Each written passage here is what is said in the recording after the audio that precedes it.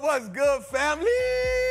It's your boy, the Wall Street Trapper, episode 105, man.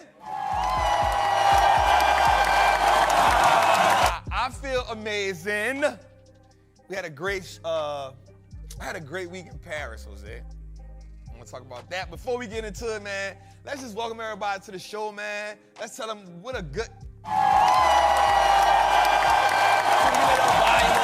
How much I appreciate y'all coming in 105 weeks strong, man. This is so amazing. I just want to tell y'all, thank y'all. I appreciate y'all. Y'all could have been anywhere else in the world, but y'all chose to watch us tonight, and we're just so thankful for that, right? But Jose, I want to start off, I want to say something this week, Jose. I want to start off the show by saying this, man, that your low financial IQ is detrimental to your wealth health. I'm gonna use that. I'm gonna double that up, Jose. Your lack of financial IQ is detrimental to your wealth health, Jose. I like that. I like how that flowed out just now. And I want to get into that because we got, as I come from Paris, the one thing that came to my mind as I watched the markets go up and down, back and forward, flipping, and I watched the media say the market loses, trillions today. The market loses trillions today. This person lost billions to their network today, and then the media never talks about the surge when the market does that. And I thought about something, Jose. This is the financial Olympics. This is the financial Olympics. So while people are somersaulting and while people are dashing and doing a 100-meter dash and a 400-meter dash and they're hurdling and they're swimming and they're doing all these things, I thought about something, Jose. People are doing the exact same thing with their money. There's winners. There's runner-ups, there's third place, and then there's the losers. Now, don't get me wrong. In order to get to the Olympics, you got to beat somebody, right? And that reminds me of how people who are living check to check think they're better than people who are here. But then people who have like a sturdy check, they feel like they're better than here. And then you got people who got maybe 10, 15,000 in the bank, they feel like they're a little better than here. And then there's people I'm a six-figure entrepreneur, you feel like you're better than here. But what happens when you line up against the best of the best in your category? What happens? What happens? Now, of course, we'll always say, well, it ain't a competition. Right? And collaboration is better than competition. Man, screw that. Somebody got to be the best. That's why there's a category of, this is the richest, wealthiest person in the world. This is the best person to build this type of business. Now, what happens is the competition doesn't have to make you hate somebody or dislike somebody, but it is supposed to make you say, yo, let's go crazy. Let's build this thing out. And when I watch the stock market, Jose, when I watch shows like Billions, and when I watch shows like Recession, and when I watch these, it's all about being the best. It's about saying my company will gobble the rest of y'all. You can't compete with me. And there's ways to do that. You can do that in an egotistical way, or you can do it in a competitive way where you like, but here's what I learned about the stock market too. Like, people really be wanting to crush other people's companies. They be wanting to take CEOs out. They want their kids going back to public school. I come from public school. We don't realize that there's, listen, why do you think there's elite education? There's a reason for this. But what happens is, Jose, we have accepted, let me use that better. We have normalized mediocrity so much. We have learned the way the world has set up. We've learned to dislike people that have upper echelon anything.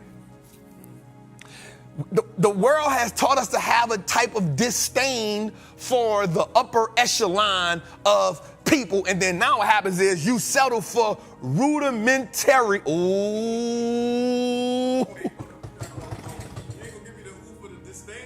Come on. The disdain, we threw that out there, but then we backdoor with the rudimentary. Right? We've settled for that, bruh. And listen, you should always strive to be better. You should always strive to push your boundaries. Right?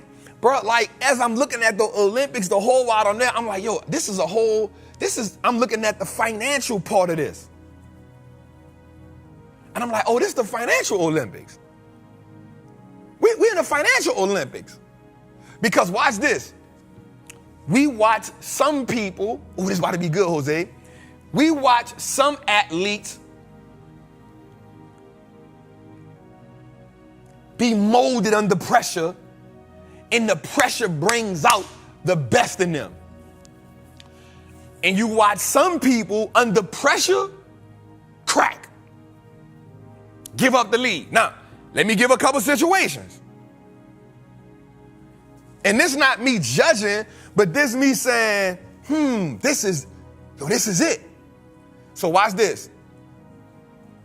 First, I was watching the skateboarding, right? And I'm like, I didn't know skateboarding was an Olympic sport, right? So I was like, damn, it's cool, because I know it's a big thing.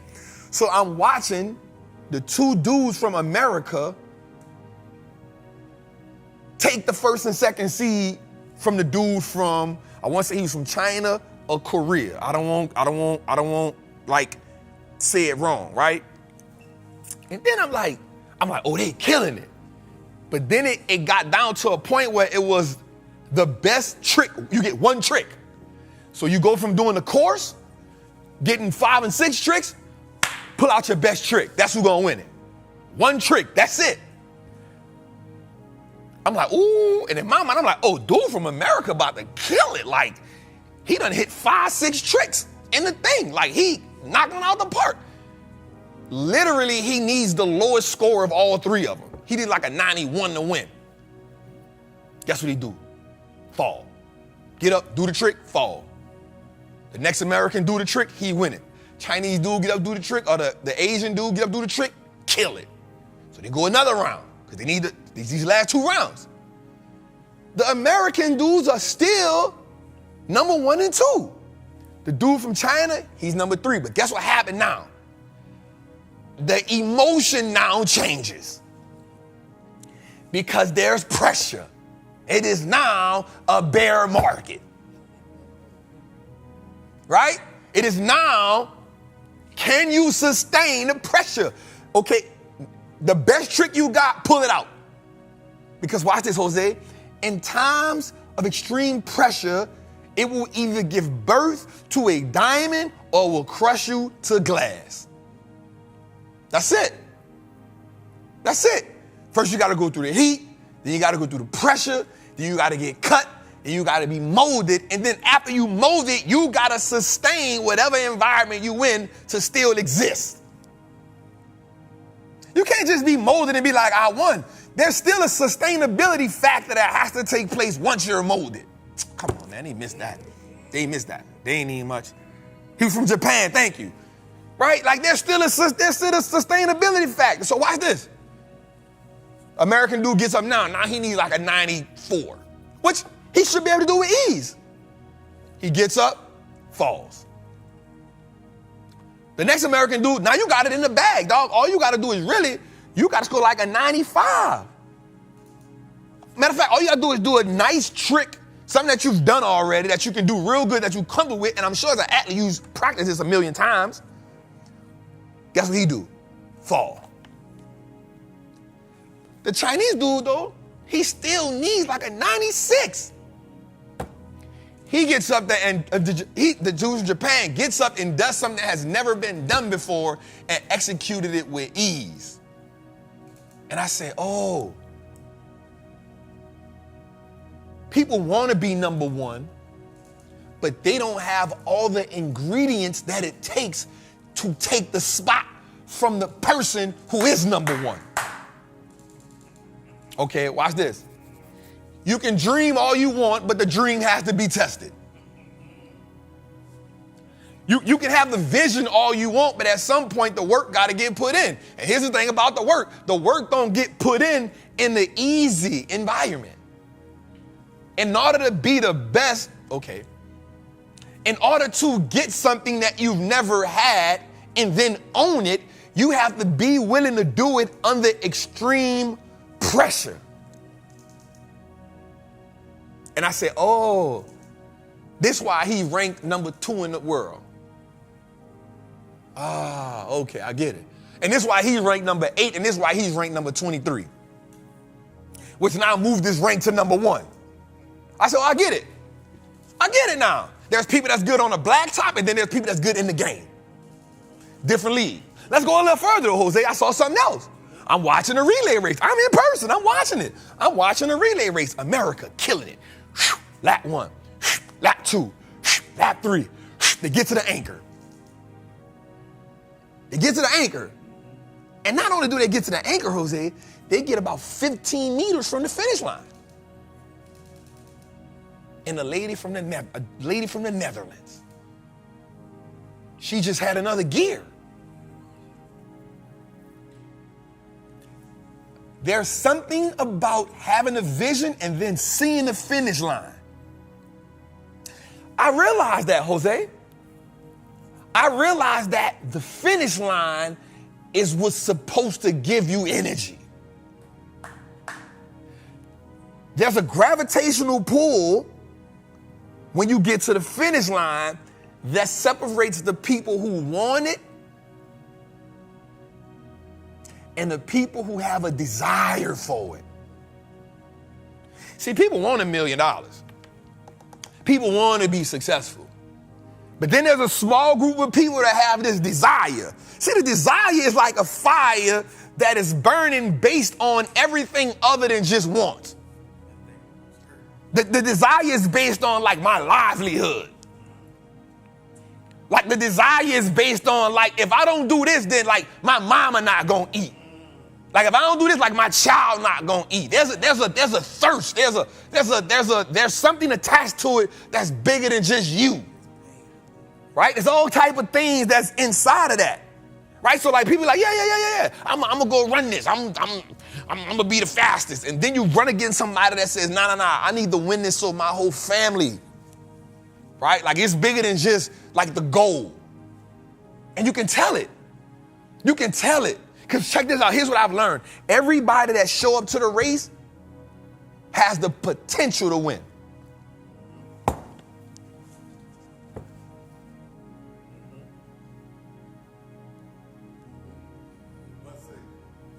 So let me say it again.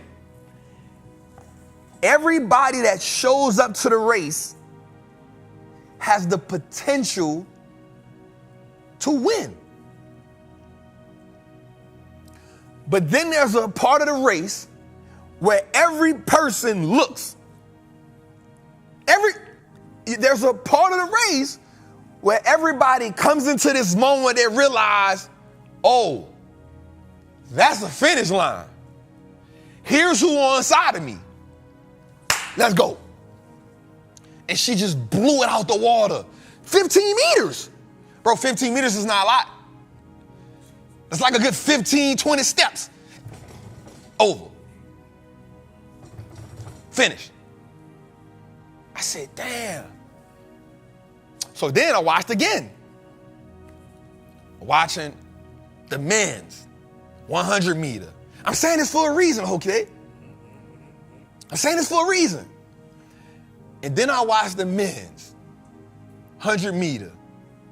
I watched the dude Noah say, I watched him in the semifinals, the quarterfinals, he come in second. Everybody in the chat, I'm watching the people on Facebook, I'm watching the people on Instagram, and they like, yeah, he gonna be humbled. And dude was like, I just need to get to the end. I just need to get to the finals. I just need to get to the finals. He was like, I'm gonna fix everything I gotta fix. I just want to get to the finals. That's where it matters. When you qualify, if you ain't breaking a record, you just qualify, right? That means you can pass on. The qualifications are to say you are eligible to go. Everybody ain't eligible to line up for greatness. Everybody ain't eligible to line up for greatness. The semifinals, the quarterfinals, yeah, you good. You got potential, but there are some things you're lacking to line up for greatness. Oh, I ain't gonna miss that. You feel me? Everybody, yep, I'm fast. Cool, let's get in the quarterfinals. You can't go to, it's only 8 of us can get here. Okay, semifinals. You was good, but there's only 8 of us that can get here. So you good, but you missing some fundamental essentials that allow you to be great, to even make you line up against greatness. Bro, check this out. Just imagine you an athlete and then you stand up on side of Usain Bolt. You like, bruh, that's some fundamental stuff mentally you gotta go through, because you like, bro, I know he a dog. Right? You gonna come with the, you don't want to be on the other side of the, because you know he just lightning bolts you. So dude lines up. Stadium gets quiet. And here's the crazy part.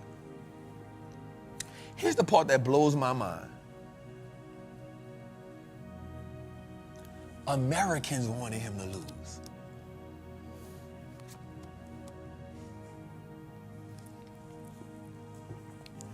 In a situation where we competing to be the best in the world, I want you to understand sometimes it's going to be your own kind.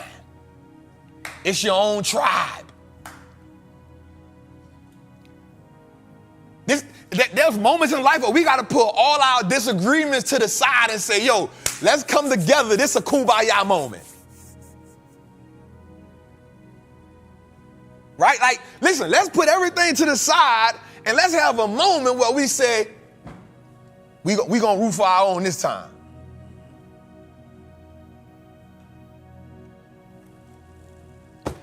It's your own people in the chat. It's your own people. It's somebody in a group text with you right now that don't really want you to win.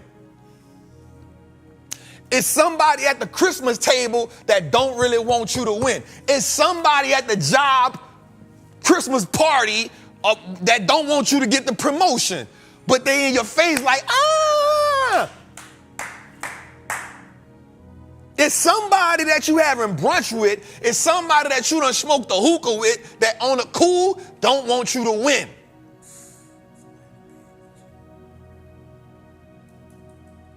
Jose just said something crazy. And it's real. It's somebody might be in the bed with you.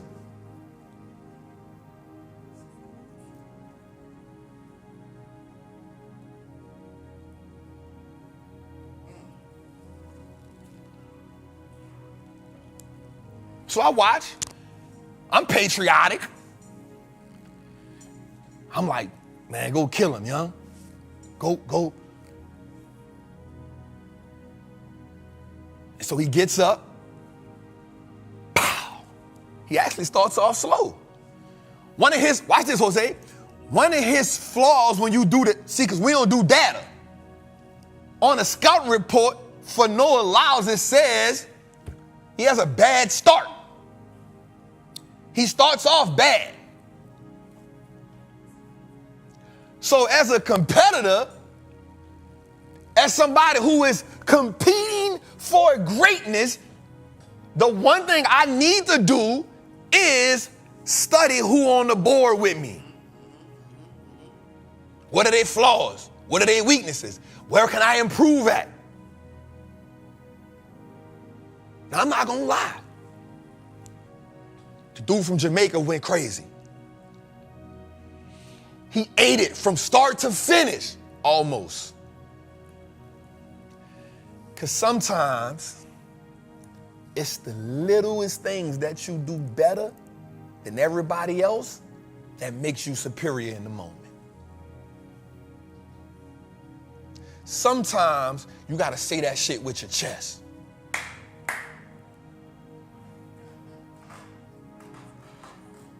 Sometimes you got to say I'm great with your chest. Sometimes you got to pull up to the event. Sometimes you got to invest. Sometimes you got to just step up in it and you got to say I'm about to do it with my chest, because me doing it with my chest is just enough to separate me from everybody else. Jose, as they running the race, he started all slow. Mid-race, he took a look and saw what was going on. He put his head to the sky and he just kicked up another notch. They showed it. From the beginning, he was behind. By the time they got to the middle, he had done got in the middle of the pack. By the time he had like 15, 20 meters left, he was up a little bit. Watch this, Jose. As they get to the finish line, one person from Jamaica got his foot across. But he was tiptoeing across the finish line. Noah said it with his chest. He said it with his chest. He meant it.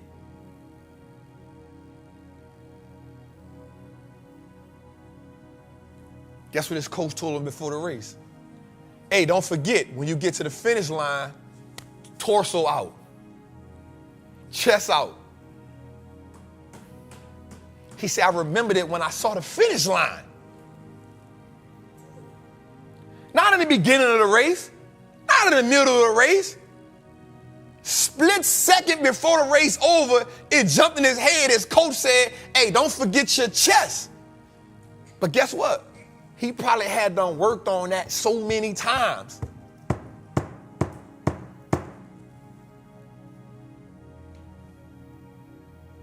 In life, sometimes it's the little bitty things that separate us from everybody else. And what happens is we always focus on the quantum leaps. We always focus on the huge swings in the market. We always focused on, I want to make $1 million tomorrow, not realizing that repetitively, once we repetitively do the little things, they become the most important things in the biggest moments. Sometimes you got to just say it with your chest and stop tiptoeing across. Because you tiptoeing is the reason why you come in second and somebody else coming first. So when you be like Trap, every time I'm saying it with my chest, I ain't tiptoeing in the market. I ain't tiptoeing at life. I'm saying it with my chest. You know why? I know what I come from. When things get tight, when things get real, I ain't blaming nobody else. Guess what I'm doing? My Leah Dior Howard depending on this. Denise Marie Howard depending on this. My daughter got some grandchildren I don't even know about. They depending on this. My great-grandmother probably wanted this. My grandmother probably thought about this. My cousin right now depending on me because he left Louisiana to come here. My other cousin left Delaware to come work. You know what? There's a whole bunch of people that's depending on me, so I got to say it with my chest. So guess what? Whether the market up, whether the market up, or whether the market down, guess what Trap gonna do? Say it with his chest. The market, whatever the market. You attached to so much greatness, but you trying to tiptoe to it. You trying to stick your feet out. I say stick your chest out. You second guessing yourself. I know I'm supposed to be there better. I know I'm better. I know I got it in me. You might beat me in the semis. That's okay. You might beat me in the quarters. That's okay. But when it counts the most, I'm going to lean into it. I ain't going to tiptoe across the finish line. Stop tiptoeing. Lean into it. It's the financial Olympics. You all you got. You the head of the team. Simone Biles, guess what? United States came in second place in Tokyo. They came in second when she dropped out. You know why? It wasn't just because of her performances that they came in second. When she left, the mentality left. The flame left. Some of y'all is the flame. Some of y'all the flame. Man, the market done punched me all in my face, under my feet, in my hips, everywhere over the last 5 weeks. Man, I'm still just like that. I ain't tripping. But I understand people who ain't used to it, they temperament done changed. They trying to, I want to do this. I need to do this. I need to do this. Man, my temperament ain't changed. Make one or two little pivots, my temperament, because I am leaning into it. This what you practice for.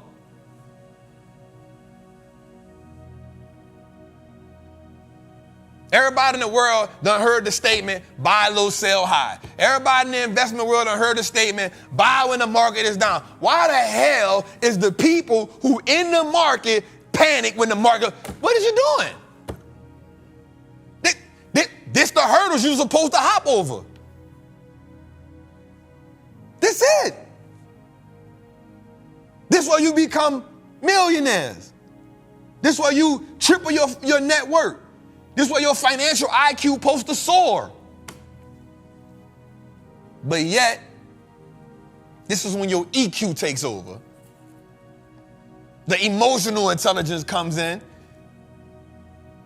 And then your emotion override the intelligence. Right? It's so easy to rock with me when the market going good. Man, Trap dog. Bro, my dog down. Bro, I made $1 million with Trap. Let the market go down we could be winning for 5 months in a row. Soon as the market punch you in the face a couple of times, and I ain't gonna know what he's talking about. I'm okay with that, though. Because like the old Negro spiritual, I shall not be moved.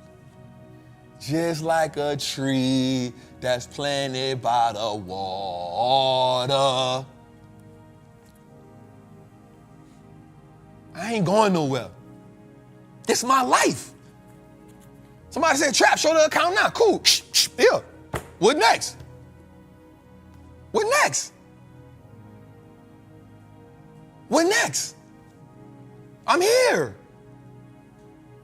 For the most part, my people still here.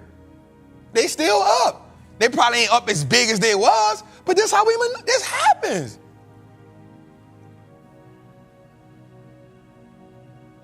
This is the game.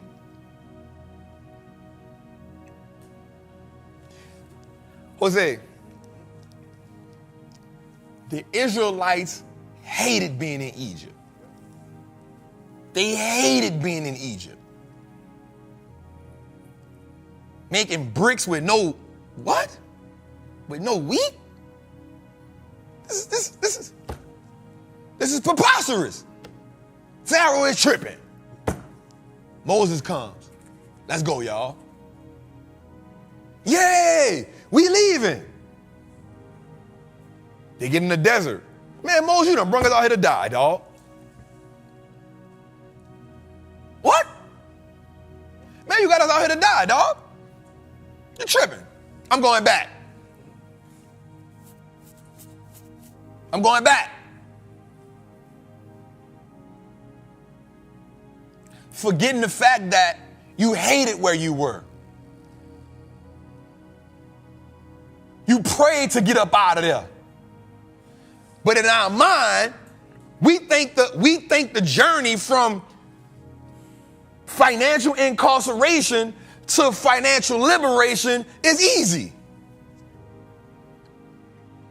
You think you go from a 4-figure network to a 6-figure network with no trials, with no peaks and valleys, no ebbs and flows. No, the vicissitudes of the financial well-being in your life comes with turbulence. It comes with turbulence. And what happens is, when we riding high, watch this, cuz, you remember this, when the manna is flowing. When the manna flowing, Moses, the best thing since, over when the manna stopped. When the manna stopped, now you complaining. Now you mad. Now here's the dope part about that, Jose. Here's one of the most amazing parts about that, Jose. An 11-day journey took how many years? An 11-day journey. We supposed to do this in 11 days. We supposed to do this in 11 days. But it's supposed to be an 11-day journey. But here's why the 11-day journey took 40. Because mentally you wasn't ready. Spiritually you wasn't ready. Emotionally you wasn't ready. And in your heart you truly ain't believe they was worthy of the promised land. Because there's a lot of times in life, Jose, we don't have enough faith in the thing that we hope for. We have more faith in the thing that's right in front of our face, not realizing the thing that we really want is behind that. But on a journey, sometimes the adversity seems insurmountable. So it's easy to say I want freedom until you bump across what it takes to be freedom. And that's why I always say freedom is the most expensive thing you'll ever pay for. Caveat to that is you never stop paying for it. Not every month, every day a payment is due. Every day a payment is due. You can't miss.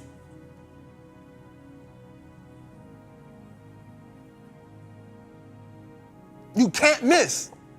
So when I say it's the financial Olympics, yo, this is the time, y'all. This is the time where we ask ourselves, do you want it or do you just hope for it? Do you just wish for it or do you have a desire for it? Because the desires will make you better than everybody else. The desires will make you say it with your chest. The desires will make you not make excuses. The desires when you say no matter what happens, I'm still here. The desire is what make everybody else fall off and what makes you be superior. The desire is what separates the weak from everybody else. The desire.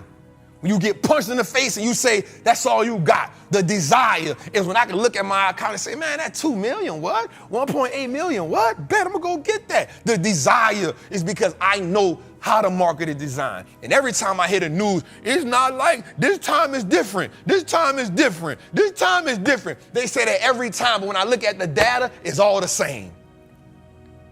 You can put however many nuances in it you want. You can put however many semantic just the increments you want put in there. Guess what? It's all the same. The market goes up, the market goes down, and in between, we got to go through some emotions. We got to go through the ebbs and flows. But at the end of it, the end of the day, the market going to be what? Up. It's what? This time is different. We're going to be in the news good at putting headlines in front of our face. The market lost $1.9 trillion today. The market lost $2.7 trillion. No, the market ain't lost nothing. Yes, the value did decrease, but the market ain't lose nothing because all them people did was took their money, sit it on the sideline, let whatever happen, and say, you ready? I'm ready. You ready? I'm ready. Let's go with it. Now's the time. And then you get a 2, 3, 4, 5 month run and say, hey, I'm taking out because the market running hot. Let me take my money out. You ready? I'm ready. I'm pulling. You pulling. We all pulling. Market go down again. What happens? It runs for a couple weeks. That's what happened. Market go, let's do it again. It's the same cycle every time. Different players, same people, same bloodline. That's somebody grandpa who did it the first time. It's somebody's son who did it the second time. Because guess what, Jose? The same people who Moses freed from Egypt wasn't the same people in the promised land with, in the desert with him. It was their descendants.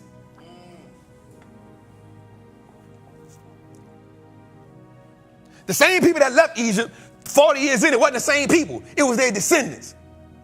Some people know the struggle and they appreciated the journey. Some people was birthed in the desert.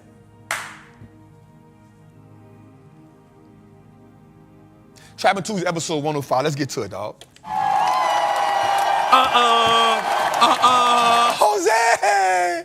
Jose! How we feeling, man? Hey, I feel good, dog. I come from Paris. That's what we doing right now? Au revoir. Like, au revoir. That's Paris. That's French. Au revoir. It's French. Au revoir. my composure, bro. What's the next thing I want to say? Oui. Bonjour. Bonjour. Oui. Bonjour. Bonjour.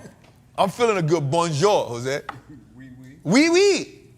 Man, let's get to our people in the chat, man. Jose, we got 3,300. Yeah, they gotta get them likes up, though. We dropping bombs over bad. Let's go, man. I'm here. Boy, I feel good, man. Jose, we got 3,300 people in the chat. Let's get the likes up, y'all. Let's talk to my people right quick, right? Miss Kim, I see you. Ray, I see you. Infinite, I see you. School, I see you. Pisces Illustrations, I see you. Kalada, did I say that right? I see you. Natasha, I see you. Marcel Lee, salute for the super chat. Let's go. Art King, I see you. Billy, I see you. Maya Holmes, what's good, family? AJ Johnson, what's good? Hosea, I see you, man. Shout out to my people, man. We trapping. Jose, you know what you didn't give me? My sound. Man, I just got back too. So that's definitely on me. That is on me. L. Pittman, I see you. Thank you for the super chat, beloved. Did we get that? Did it come yet? Can we? Yeah. We got ice? Good. See, that's what I'm talking about right here. That's how that my people, man. We in the chat, man. Let's go, man. 38 minutes in. Today, can you give me a beat just for a second to reset the tone? Let's just get back popping. Let's get back. I'm fresh from France. I still smell it on you, too. You know what I'm saying?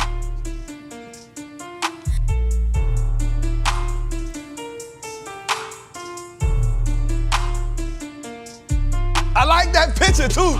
Hey, I like that picture. Hey, I like that.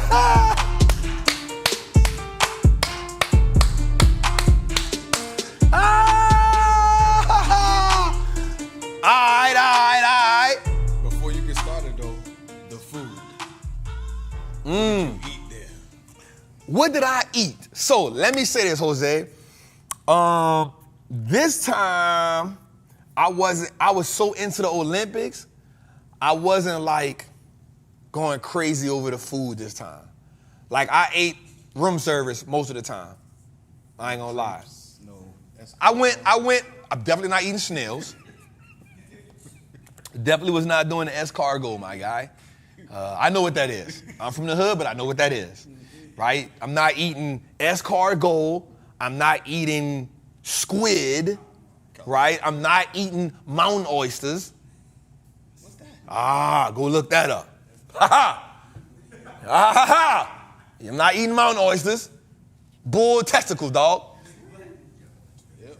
Not eating mountain oysters. Keep it. I'm from the hood, but I ain't stupid. I don't need what they call those things. It's not a delicatessen. That what they call it? Delicacy. Delicacy. There we go. The delicatessen is a tasty treat or something, right? Ain't nothing tasty about no mountain oysters. I don't want to eat none of that. Escargot.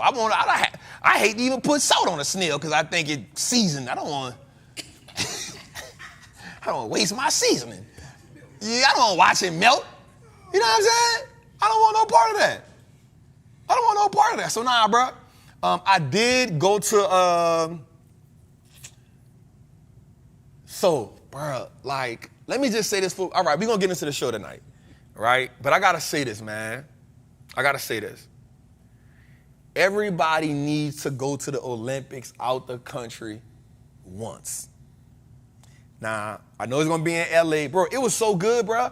I was looking for, like, when is the, let me say this. When they said the next one was in LA, I was like, damn. Right? Not mad that it's gonna be in LA, but like I wanted to go out the country again. Say, bro, I'm gonna tell you something. Did you go to the one that was here in Atlanta? Bro, I was. Oh, he was locked up. No, I was. I think I was locked up. Dog, I was not locked up in 1996. God damn. Hey, Jose trying to lock me up at 13. God damn, dog. What the hell? Bro, you know what Jesus did in 3 years?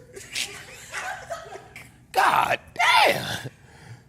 Damn. Because you ain't no better talking about you 3 years short. Damn, you know what Jesus did in 3 years, nigga? Man, Jesus changed the world, and he left a footprint in 3 years, dog. Golly. You know what Da Vinci did in 3 years? Come on, bro. Let me get my 3 years, dog. Damn, they be your own. I just told y'all they be your own people. This nigga, you get 3 years short. You fired, man. Cuz done sent me up the river for 3 years. Man, golly. But, man, I will say this, man. Yep, so I told you it's in Milan.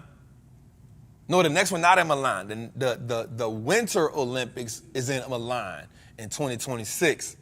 The 2028 is in LA. And they adding flag football.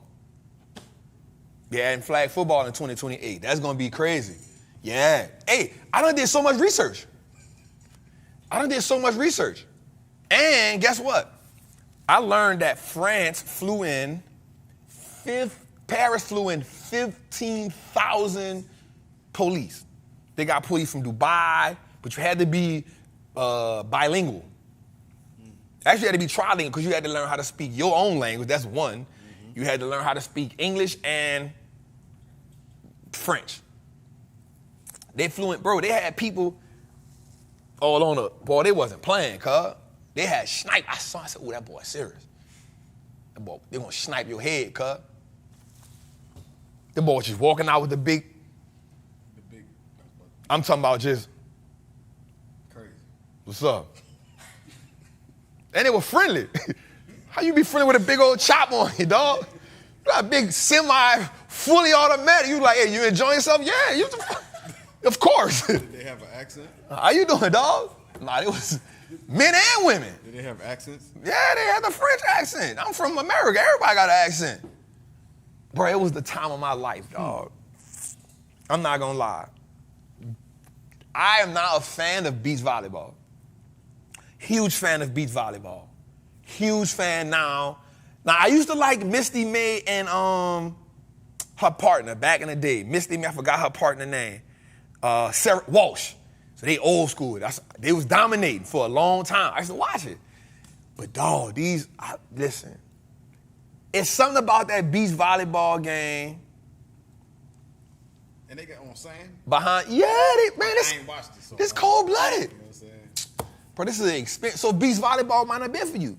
It was for me because of where it was. I used to be in my hotel. I ain't gonna lie, I used to watch beach. And I just hear I'm here, it's 1 o'clock in the morning. Mm-hmm. They still like, I'm like, yo, what the hell is that? Sweet Caroline, oh. I'm like, bro, what is this noise? And I realized that my hotel was right by the Eiffel Tower. So they built a sand pit at the bottom of the tower on the back side. Oh, it was so cool. The lights come on at 12 o'clock. Everything get quiet. They ring the bell. Dum, dum, dum. Then that thing just light up. He was like, that's good. Here's my rating, Jose. Mm-hmm. Beach volleyball, 10.5. Out of what? Out of 10. Okay. I gotta know what the beach volleyball, 10.5 out of 10. Yeah. Basketball, 8.5 out of 10. Maybe even a 9. I'll give it an 8.9. Basketball, 8.9. Track and field, I give it an 8. I give it an 8. Swimming, I give it a 7.5. 7.5. 7.5.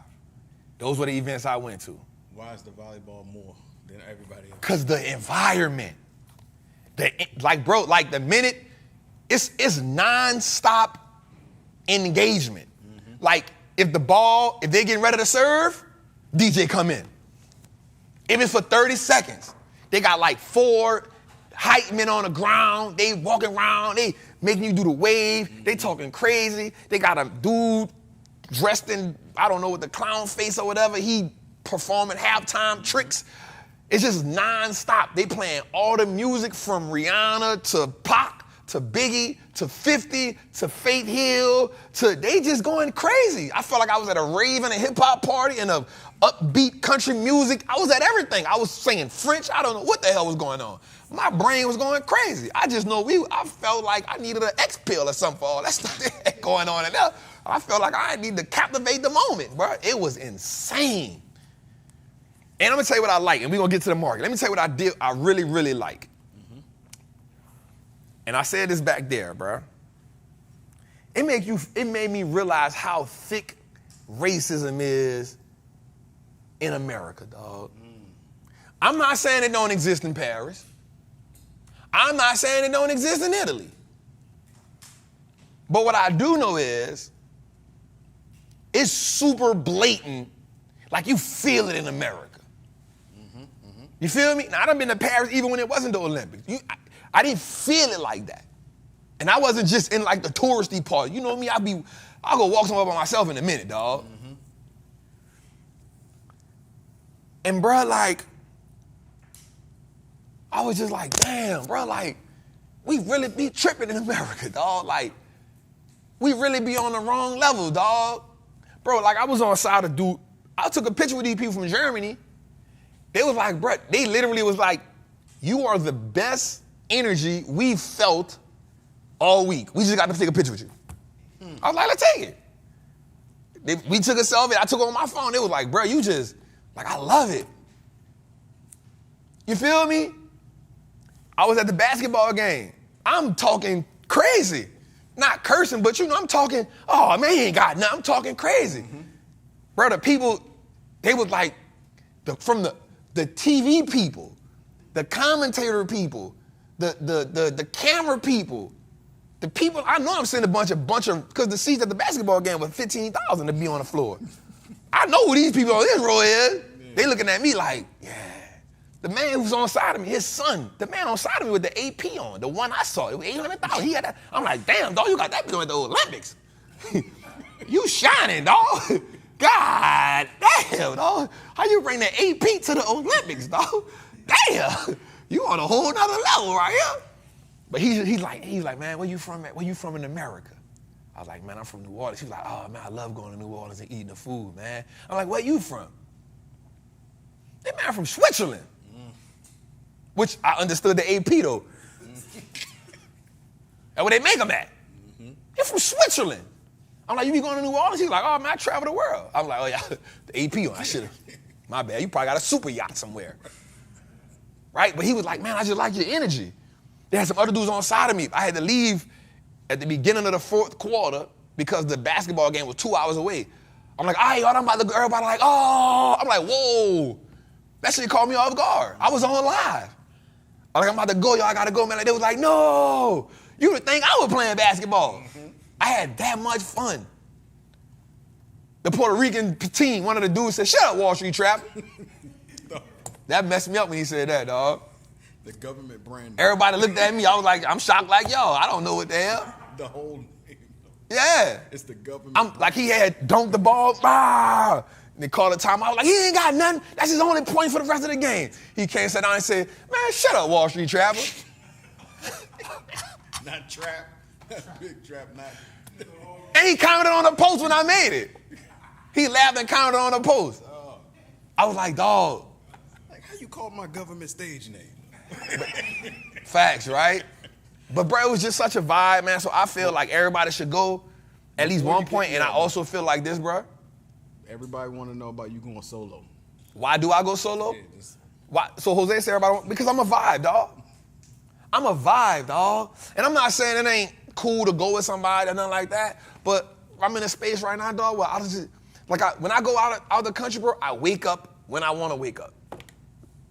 I literally wake up with no agenda every day. I don't have an agenda. Like I had two things. Everything else I did out there, it was going on a site, trying to get the pre-sale tickets, getting the best seat I could get. You know, it's an experience. So that's what I was doing. I was getting up. I'm like, man, I'm about to go. Let me see what they got going on. I'll sit in my room. Damn, let me see. Yep, today I'm going to go. Today we going to go here. Today I'm going to go here. And I just think that, you know, again, nothing wrong, man. And I can't wait to travel with somebody one day. Don't get me wrong, I've traveled with somebody before. Let me act like I just been traveling around the world like a damn nomad. You know what I'm saying? I've traveled with somebody. Me and Nat done went some places before, man. Like, me and Nat done had a vibe together, man. Me and Nat had some fun together. We went to Dubai. Had a blast, dog. But sometimes, there's, you gotta make sure you travel with the right person. Right? Like when me and Nat traveled, we had a blast. Her ass got tired. Cause I be on go. And she was trying to keep up with me, but her ass was asleep. She was like, nigga, you know, I want to go skydiving and scuba diving the same day. I want to jump out the plane, then go 50,000 feet below the water, and then ride ATVs before we get there. You know what I'm saying? Like, I be on go. So I think a lot of times when you travel with people, you gotta make sure you traveling with somebody who match your energy. Not saying, cause she was with everything I was with. You gotta travel with somebody that match what you got going on. Like, and you gotta travel, like I don't wanna wake up early in the morning and, why you drinking alcohol at 7 o'clock in the morning? What's wrong with you? You know what I'm saying? Like, I want sleep. I want to get a rest, and then I want kill my day. I don't want. So, anyway, Olympic Trap, man, that's my new name. Let's get to it, man. Damn, we 1 hour in. Jose, we got 3,800 people in the chat. Thank y'all for listening to my rant, y'all. If y'all new here, sometimes I do this. If you old here, shit, you know this is what I do sometimes. Every time I come from out the country, y'all know y'all get an hour-long intro. You know what I'm saying? So thank y'all for allowing me to be me, man. We got a lot to talk about.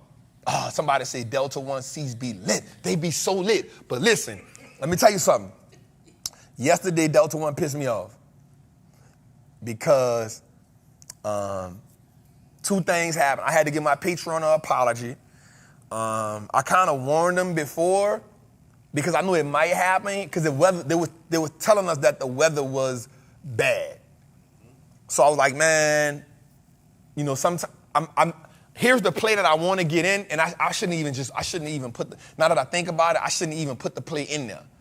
I was like, here's the play I want to be in, but I know they're going to follow me, and there was a time that I was going to wait to get in. You know, I'm looking, and that's on me, and I'll take full responsibility for it, but I wasn't able to get in the play because when I got on the plane, my internet was not working for an hour, and then it'll flash on for 5 minutes, then it'll flash off because we was just going through, like, I'm not going to lie, I can take a 9-10 hour flight, but that was one time I was like, yo, get me the hell from up here. Because it was just extremely turbulent, bro. Like, it was turbulent 6 of the 9 hours. Like, making them, oh, shit, what is that? You know what I'm saying? I'm trying to act calm. but the thing dipping and I'm like, bro, get me up. And I'm stuck. I can't do nothing, so I can't sleep. You know what I'm saying? I can't get on the gram to entertain me. I can't read my book because my focus on. And I said something on the call today, Jose and them laughed at me. I said, I didn't want to die in freaking Europe. I was like, how they gonna get my body from over here? America not gonna pay for it. Damn. I was pissed off, dog. I was like, damn, this bitch gonna crash. I'm crazy, dog, but I felt like that. I was like, this bitch gonna crash. We one swerve from getting hit by lightning, dog. I felt it, dog. I was like, damn. You know what I'm saying? So every time I would get on Instagram, I would get a little like, at least I could, it would take my mind off it, dog. Because like none of my online games didn't want to work. When I got to New York, I was like, okay. Once we got past Canada, I said, okay, I'm looking at the map. That's the only thing working. The only thing working is the map. The movies is trash. They don't got live TV, so I can't watch the Olympics. I'm watching the map. Once we got over Canada, I said, they can come get me from New York. If it crash here, George can get me from New York. My insurance will pay for this. I got top tier. It could take me from, I don't know if they got a loophole and get me from Europe, right? But I know they got a loophole. He got to die in America, you know? They got a loophole.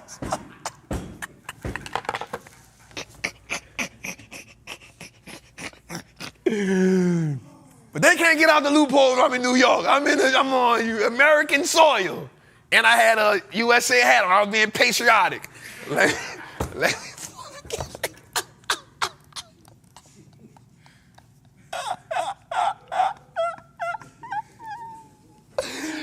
I can laugh now, but that shit was not funny on that plane. God, I was pissed. I was pissed, dog. I was like, damn, I'm gonna die with no Wi-Fi. This is preposterous, dog. I was pissed, cuz. I was pissed, cuz. I can't die with no Wi-Fi, dog. This ain't it. I can't text nobody. All the bubbles green. Nothing ain't working. I was pissed, cuz. It's flashing in and out like when I got texts in the queue. You feel me? Like they was already loaded. Soon as they come, I hit it.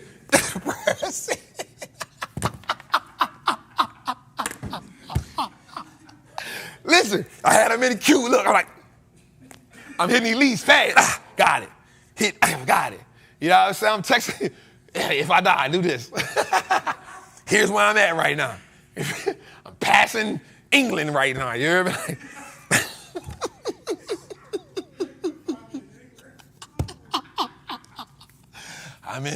I'm telling you, I was like, where I'm at. I was looking for it, cuz I ain't gonna lie, dog. I was hitting Elise every time it go blue. Let's go. I got it in. I had to make a decision. Do I want to pass the text or do I want to get on Instagram? I'm gonna hit the text first. Then once I got to freaking Canada, I felt a little comfortable. I got like New York, I said, oh yeah, we good now. Everything started working, and whatever didn't work, I didn't care. I'm like, they can transport my body from here. You feel me? We all right. When the white men are calm, I'm calm. If they start panicking on the plane, well, watch them. Just watch them. Watch white men on the plane. Man, everybody on that plane. Bro, everybody on that plane was tripping, dog. Here's how I knew people was tripping. They started getting up walking.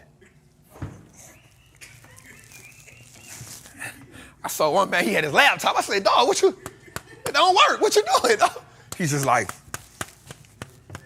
I said, oh, he about to flash.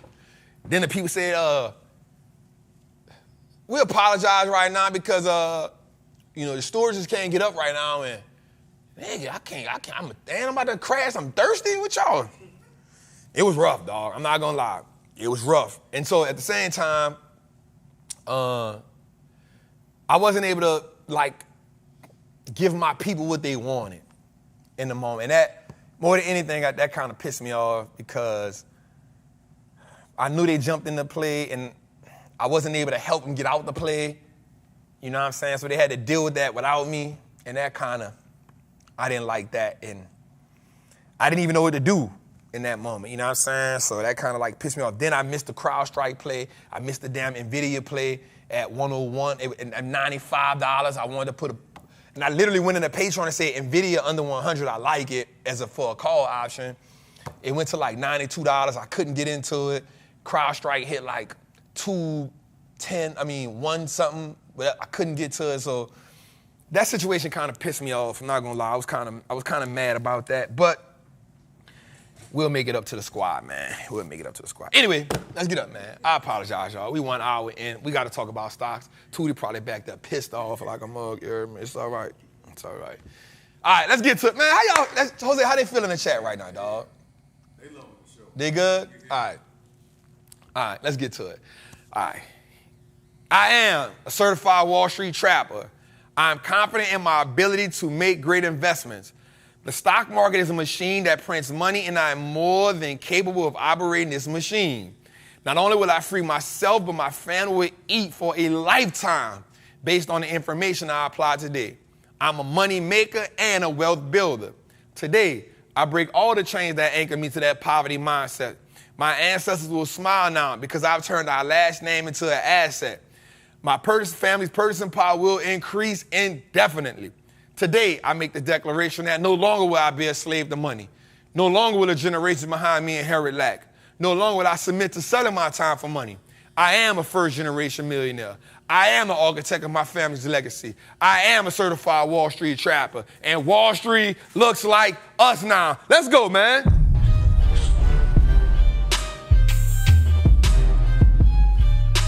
Thank you, dog.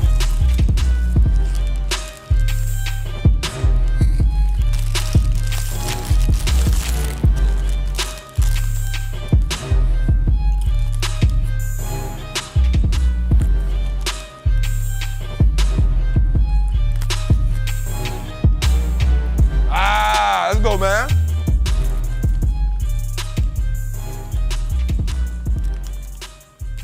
Let's go, let's go, let's go, let's go. I don't know. I'm a little hungry, dog. I'm a little hungry, dog. I've been running. Like, as soon as I got all day, I've been running, dog. Today, let's go to the recession portfolio first.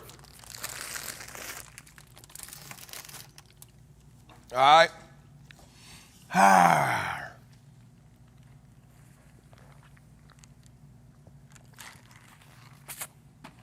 Let's go, man.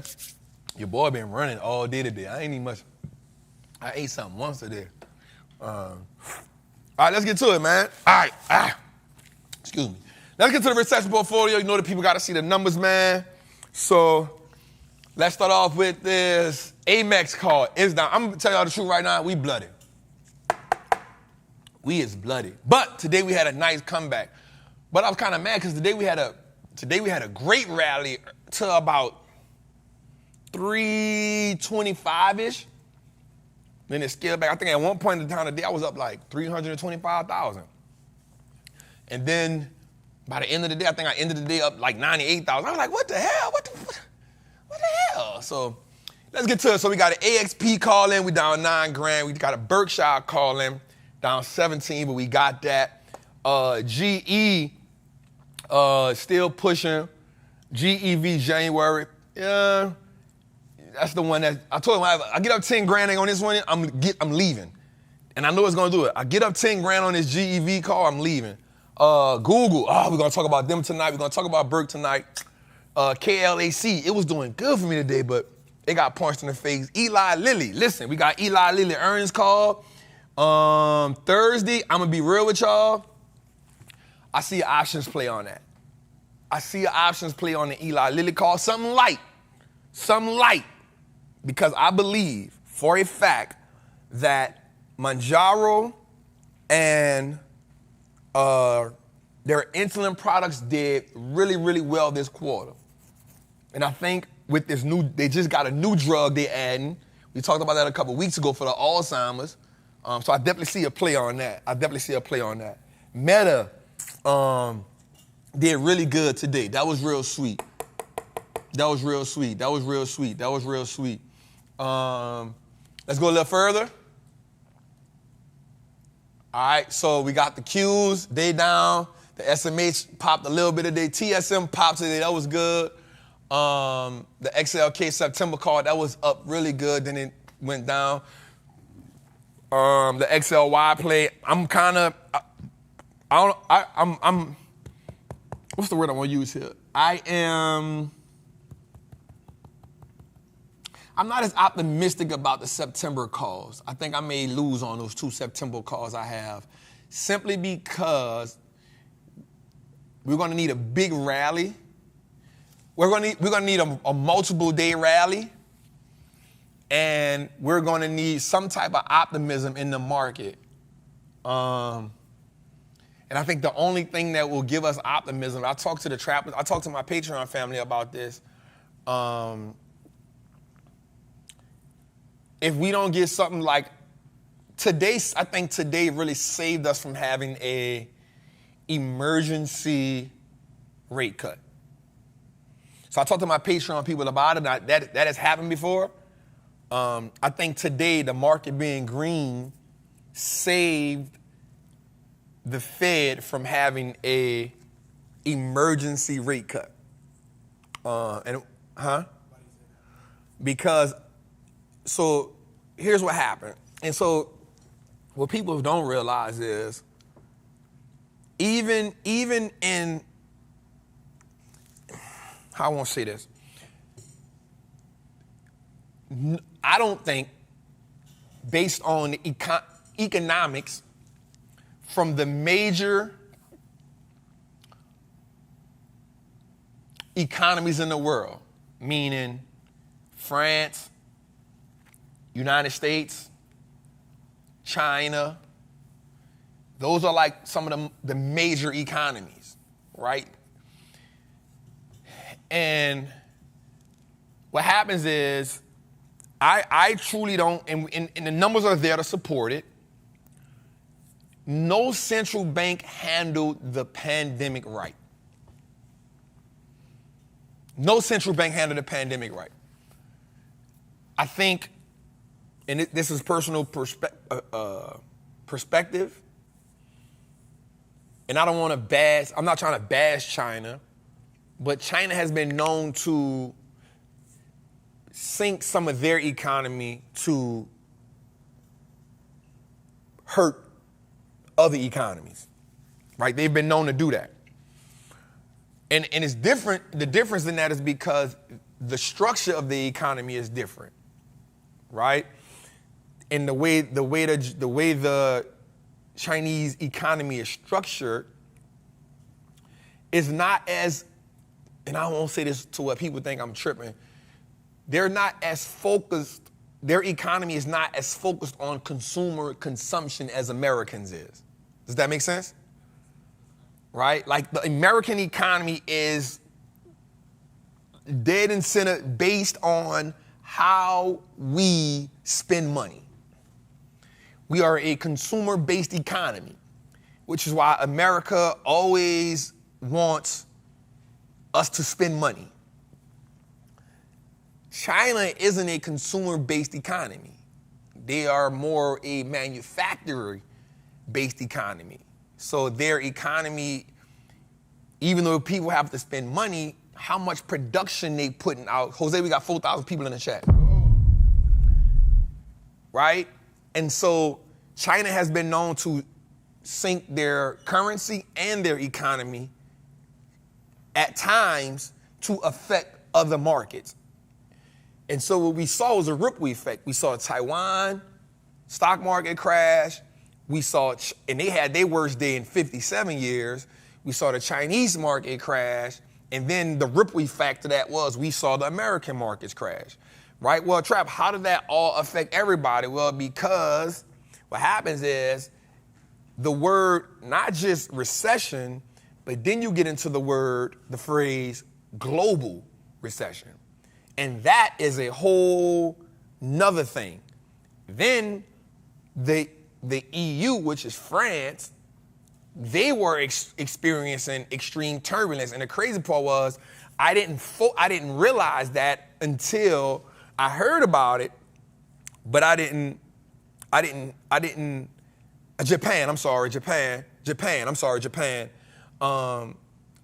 didn't get it until I was in Paris. Because as I was watching our stock market in Paris, I was listening to them talk about theirs as well. And I was like, oh, their economy trash too. No, real talk. Like, their economy trash. They suffering. And I'm like, oh, so when I saw that, I realized that everybody, so then the word global recession popped up. I said, oh, this is it. And that made me think like, oh, okay. So now I had wrote this stat down. I wrote this stat down, Jose, and I don't know if I have it. I thought I had it. Damn, I wrote this down, Jose. Shit. I be having stuff in Trappin Tuesday notes. I be having stuff in. Because I like to give us data so we can paint the picture. And I think that's one of the things we need as a community. What I pride myself on against everybody else is my ability to go find data for us. I was thinking about that today. I was like, dog, you relentless with that. All right, so watch this. I wrote this down because I'm a numbers person, right? Global central bank policies, there have been more cuts now than ever, matching up to ever before in such a short period of time, in a 3-month time span, right? So over the last 25 years, the most cuts were seen in May 2020, and this is me just going to get data, right? All right, so central banks have conducted 35 rate cuts in over 3 months. That's exceeding what they did in 2021. But global central banks have been cutting interest rates at their fastest pace since 2020 in the pandemic. Over the last 25 years, the most rate cuts were seen in May 2020 when global rates were reduced 92 times. By comparison, during the peak of the financial crisis in 2009, global central banks implemented 76 cuts, right? World banks are now cutting as if a global recession has started. This is me just going to do data. Tonight, we're going to talk about why we're going to talk about why interest rates are so important. So what I want us to understand that this is not just a stock market show. Like, we need to learn about economics. We need to learn why these things are important, because if I can teach you these things, my goal and our goal, not just Wall Street Trappin, but our goal is to help you understand how to navigate the markets. Right? And so here's what happens. And this is why I came up to the conclusion. I said, oh, nobody handled the pandemic right. Nobody. And so I said this last week. I said, bro, like, they should have cut rates this right. They should have cut rates. They should have cut rates. I said that last week before everything else happened. You cannot wait until the crap hits the fan to start adjusting, because now the economy has to endure that pressure. You have to foresee and then project and then say, okay, let's start chopping it. So what happens is, if you start chopping early, you don't have to chop as much and as fast. If you start chopping late, now you got to chop in bulk and back to back to back. So let's say you start chopping last month. Okay, we're going to cut, 0.25%. Boom. Now you are slowing down what's going on. And so now the people, and because rate cuts are lagging indicators, you don't feel it when it happens. It takes time for you to start seeing the pressure relieved on the people, right? And so when the job report came out right after that, it's like, oh, here you go. And then when you start seeing the unemployment, you're like, oh, there you go. Because now the unemployment, it's crazy because there's a gray area. You want it to be low, but you don't want it to be drastically low. So you wanted 185,000 jobs, but yet you got 114,000. Whoa. You feel me? So that means you're late. You're late. And so now what the market does is the market says, uh-oh, this is not good. And so what happens when the market gets scared? Everybody try to get in cash. Now for us, it means that, for me and my people, it means that, okay, we might take a hit here, but it doesn't mean we have to completely get rid of what we have. It says, okay, we got to adjust. And so what I've said, like, there's only 1 or 2 times in a year where you see me put a put out. Because it's not what I do. Because the market doesn't typically fall. I'm going to be real with you, y'all. Like, the market doesn't normally fall just like 6 weeks straight. You know what I'm saying? Like, we've been on a 5.5 week just decline. You know what I'm saying? Like, you'll get it, but it comes in ebbs and flows. We've been getting just drastic chunks taken out of the market, right? And because there's a panic there. Now, for us, the way, and one of the things I always say in the group is put your seatbelts on. And I try to foresee what's going on. Like, yo, here's what I see. Here's how we need to move. You know, if we gonna play or put it in and out, it ain't holding it for long. And then also for your calls, you need to, that's why I said it last week, this is not a 100% area. This is a what? 20-50. This is a 10-15 cut. In anything. And the reason why is because there is no certainty in the market. There is no certainty right now. The market isn't comfortable with, and here's when I knew it was real. I knew it was real when Apple had a nice earnings call and the market didn't budge. I said, ooh, okay.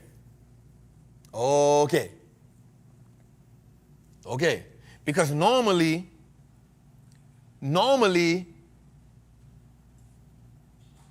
here's what I'm about to say right here.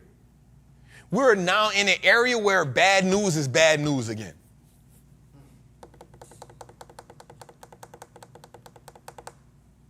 You feel me? Like, there was a point in time where bad news, the market was so optimistic about everything. It was, okay, 7 rate cuts. All right, it's okay.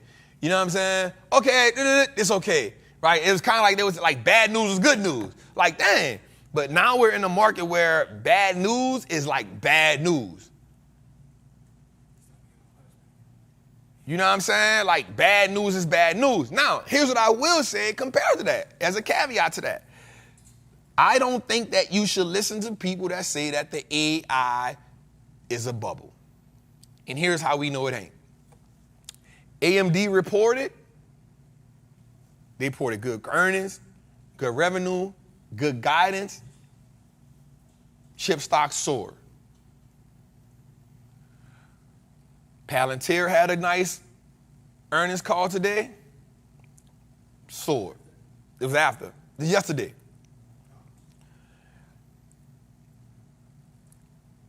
And I wrote something down that I want us to. I wrote down that.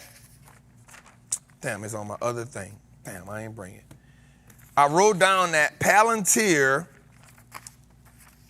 and AMD gave strong earnings, strong revenue, and good guidance on the AI scenario. Now, SMCI had a good earning, but I don't know what happened on the earnings call because I was here, but I saw the stock was up and then it went down maybe 13%. So that means, what that tells me is, they had a good, watch this, they had a good earnings call, they had a good earnings and revenue, but the call wasn't good. Because the stock popped. The stock popped on earnings, but the call was at 5 o'clock. So that tells us that service now, but that tells me that they didn't have a good call, which means which means they probably had some weakness in the call. And now what we got to go listen to is what I'm really listening to. I got to go listen to it. Was what did they say about the NVIDIA black, And the reason why is because they helped make that. That is bad guidance. I figured that. Because the stock popped 13%, then it went down to 9%, and then the call. That didn't meet expectations. I was like, damn. So bad news is bad news. Or they missed EPS. So they killed it on revenue and missed EPS.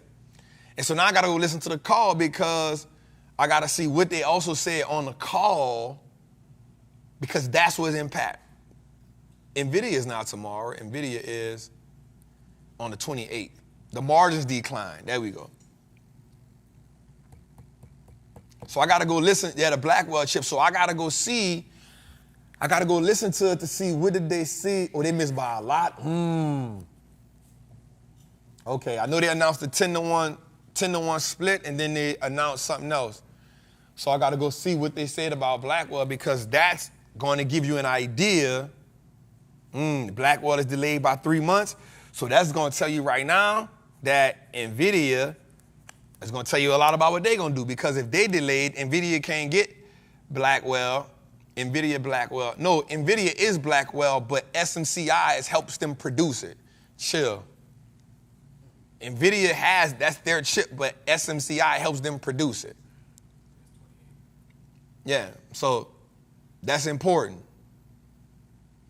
That's important. So that's why it's important for you to also understand where is the connection at with companies. You feel me? So when you listening to that earnings call, you got to know where do they make the connection at so you can have a project. Okay, you want NVIDIA to do this, you want NVIDIA to do that, but how does they, you know what I'm saying? And so watch this. So if NVIDIA just going to sell the H100s, now you got to ask yourself this question. Because there was hype around the Blackwell chip. If they're not going to be able to put the Blackwell out, there's more pressure now on what? The earnings, the revenue, and the guidance.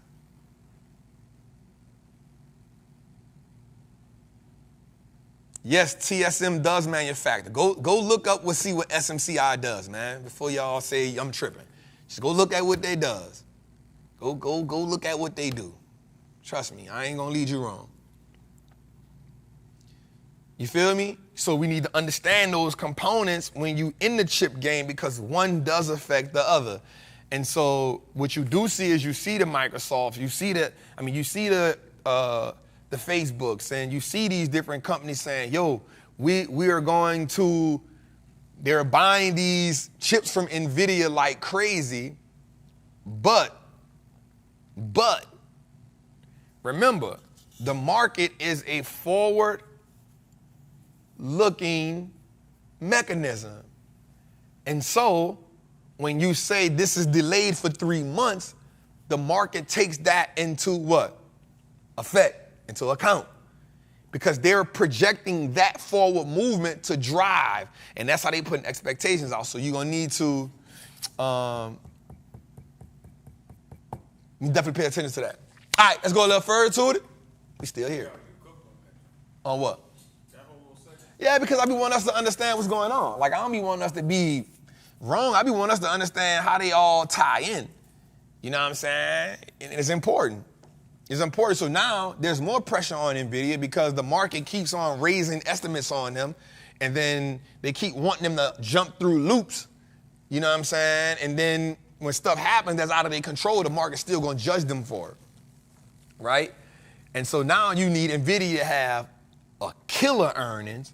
You need them to blow through earnings. You need them to blow through revenue. And you need them to have a strong guidance to make up for the Blackwell chip being delayed.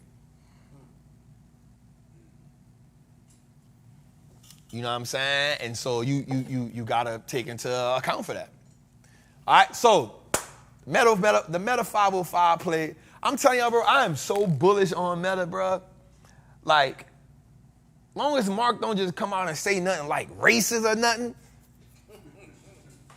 You know what I'm saying? Like, If he don't just come out and be like, I hate all black people. Like, as long as he don't come out and just do something like, I don't want black people using my platform. You know what I'm saying? Like, if I'm rocking with him, bro. Like, because here's what I don't have a problem with people. I don't have a problem with business doing business. Right? Like, listen, I want y'all to know something.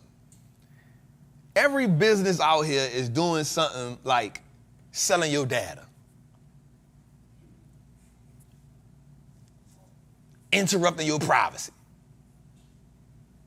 Every business out here doing something that I don't be tripping on that. Because I understand business. But I am super bullish on, like, I'm talking about extremely bullish on Meta. Like, I truly believe that this is one of the companies that if they shut down, America will be in a debacle. For real.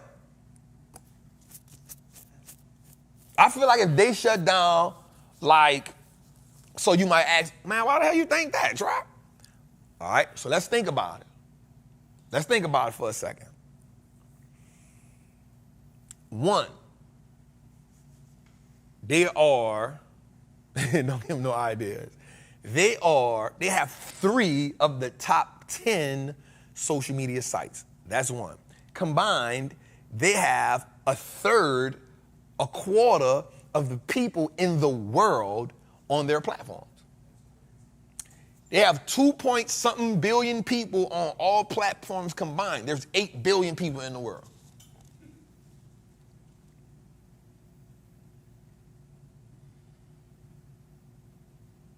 I didn't say I like Elon. I said Mark Zuckerberg.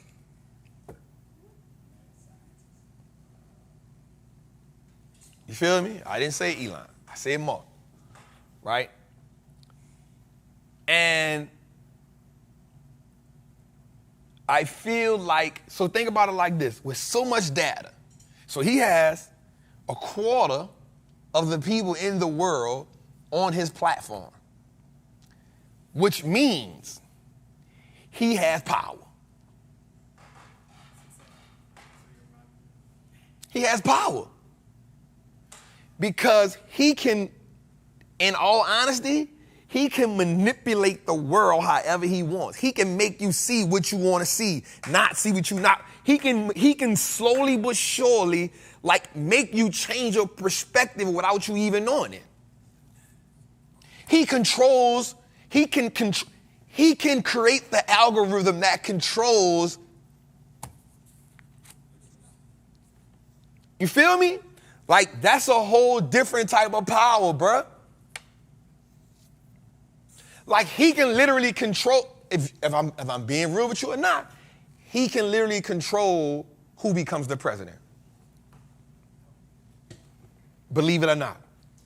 He can control who becomes the president. People gonna think I'm crazy. You know why? Because everybody get on the media.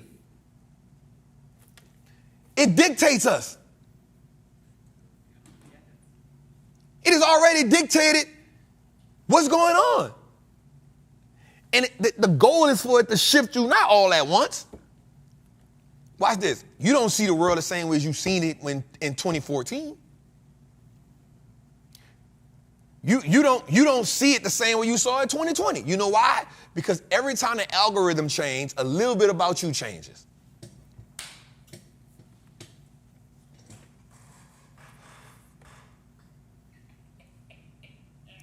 Every time the algorithm changes, a little bit about you changes because they start to shift what you see, what you hear, what you like, some of the perspectives that you've adapted them because you see them on the media so much. Whether it's Facebook, whether it's Instagram, whether it's WhatsApp, whether it's TikTok, whether it's Twitter, whether it's whatever, YouTube, Google. You definitely have your own opinion, but your opinion is skewed a little bit because of algorithms. 100%. 100%.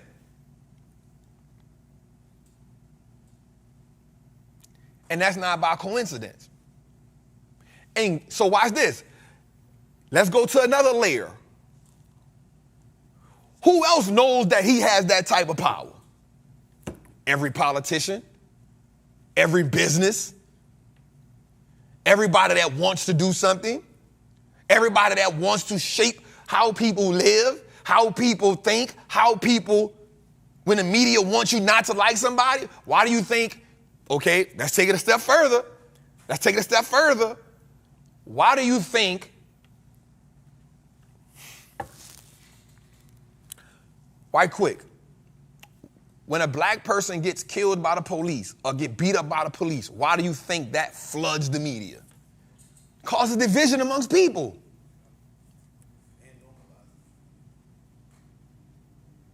When the media, when the world wants you to think a certain way, what do you think they do? Why do you think it costs millions of dollars to get a 30-second Super Bowl ad? So evidently, advertising on the media is not dead, because they're going to take that same Super Bowl ad that they paid hundreds of millions for. They're going to then say, hey, now for that 30 seconds, let's now take the same hundreds of millions and go put it on in the social media format, because the TV format and the social media format are two different formats. Let's take the same hundreds of millions, put it in the social media format, and now let's push that at $1 per ad cost, $3. Why do you? $3 per ad cost, $5. And then they're trying to realize which ones are the cheapest ads cost and say, let's eliminate them. So here's 5 different ads we're going to run as a company, as a president, as a politician. And now what we want to do is whichever ones get the most traction at the cheapest price, that's the ones we're going to put more money into and eliminate the rest of them. So now here's why you keep seeing the same presidential ads. Joe Biden, Camellia Harris, Donald Trump, have you been sued?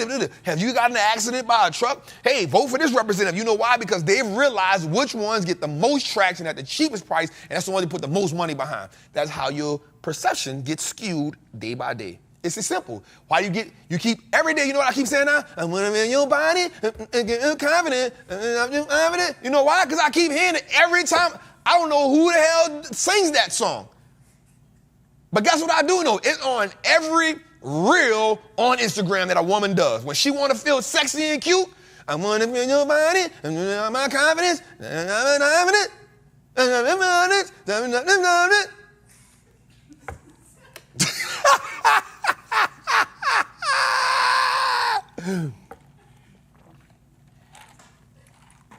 Am I lying? I be just, I'm like, why the hell? I don't even know. That's not even my thing. But here's what I know. Every time a woman want to look cute, in the last 30 days, that's what she got. When she feel like she got that shit on, she want them likes to be up. She want to make a reel go crazy. She want her secret crush to look. It's a high chance if I put that song on, it's going to drop on his feed. My confidence, my confidence. Tell me if you got it.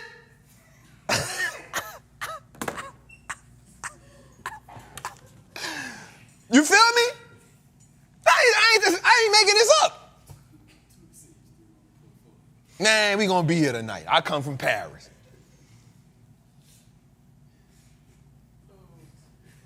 You feel me? Why?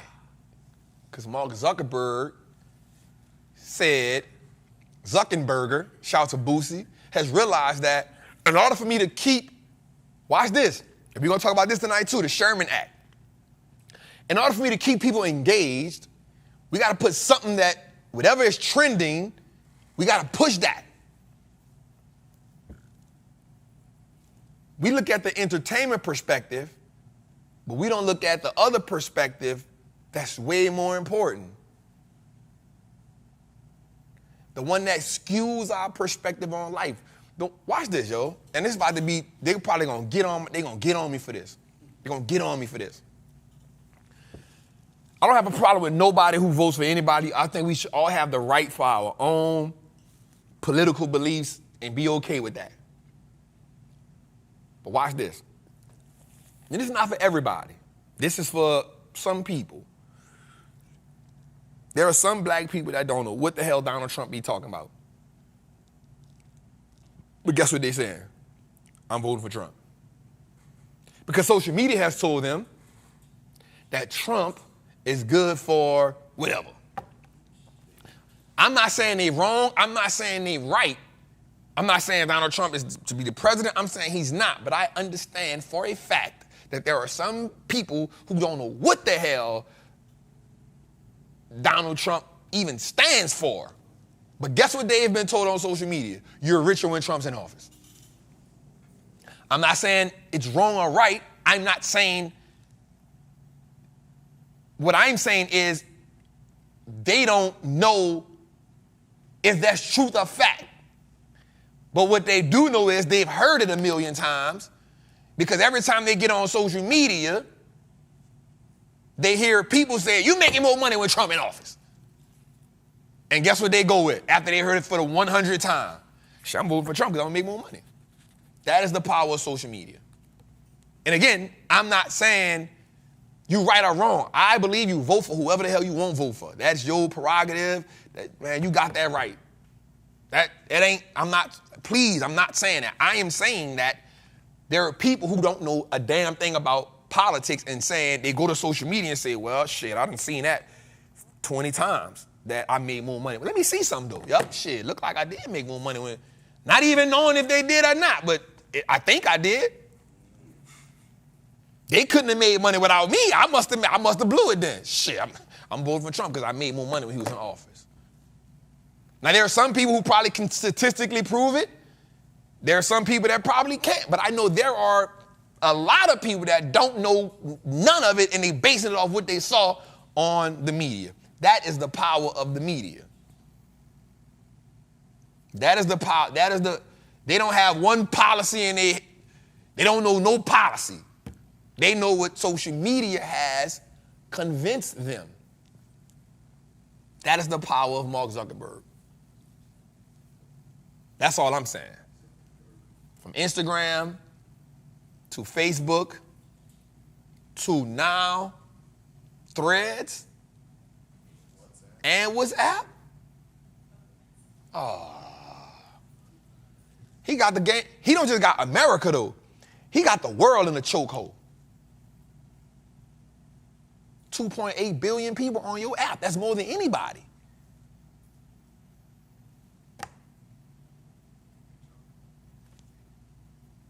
That's why I'm bullish on it.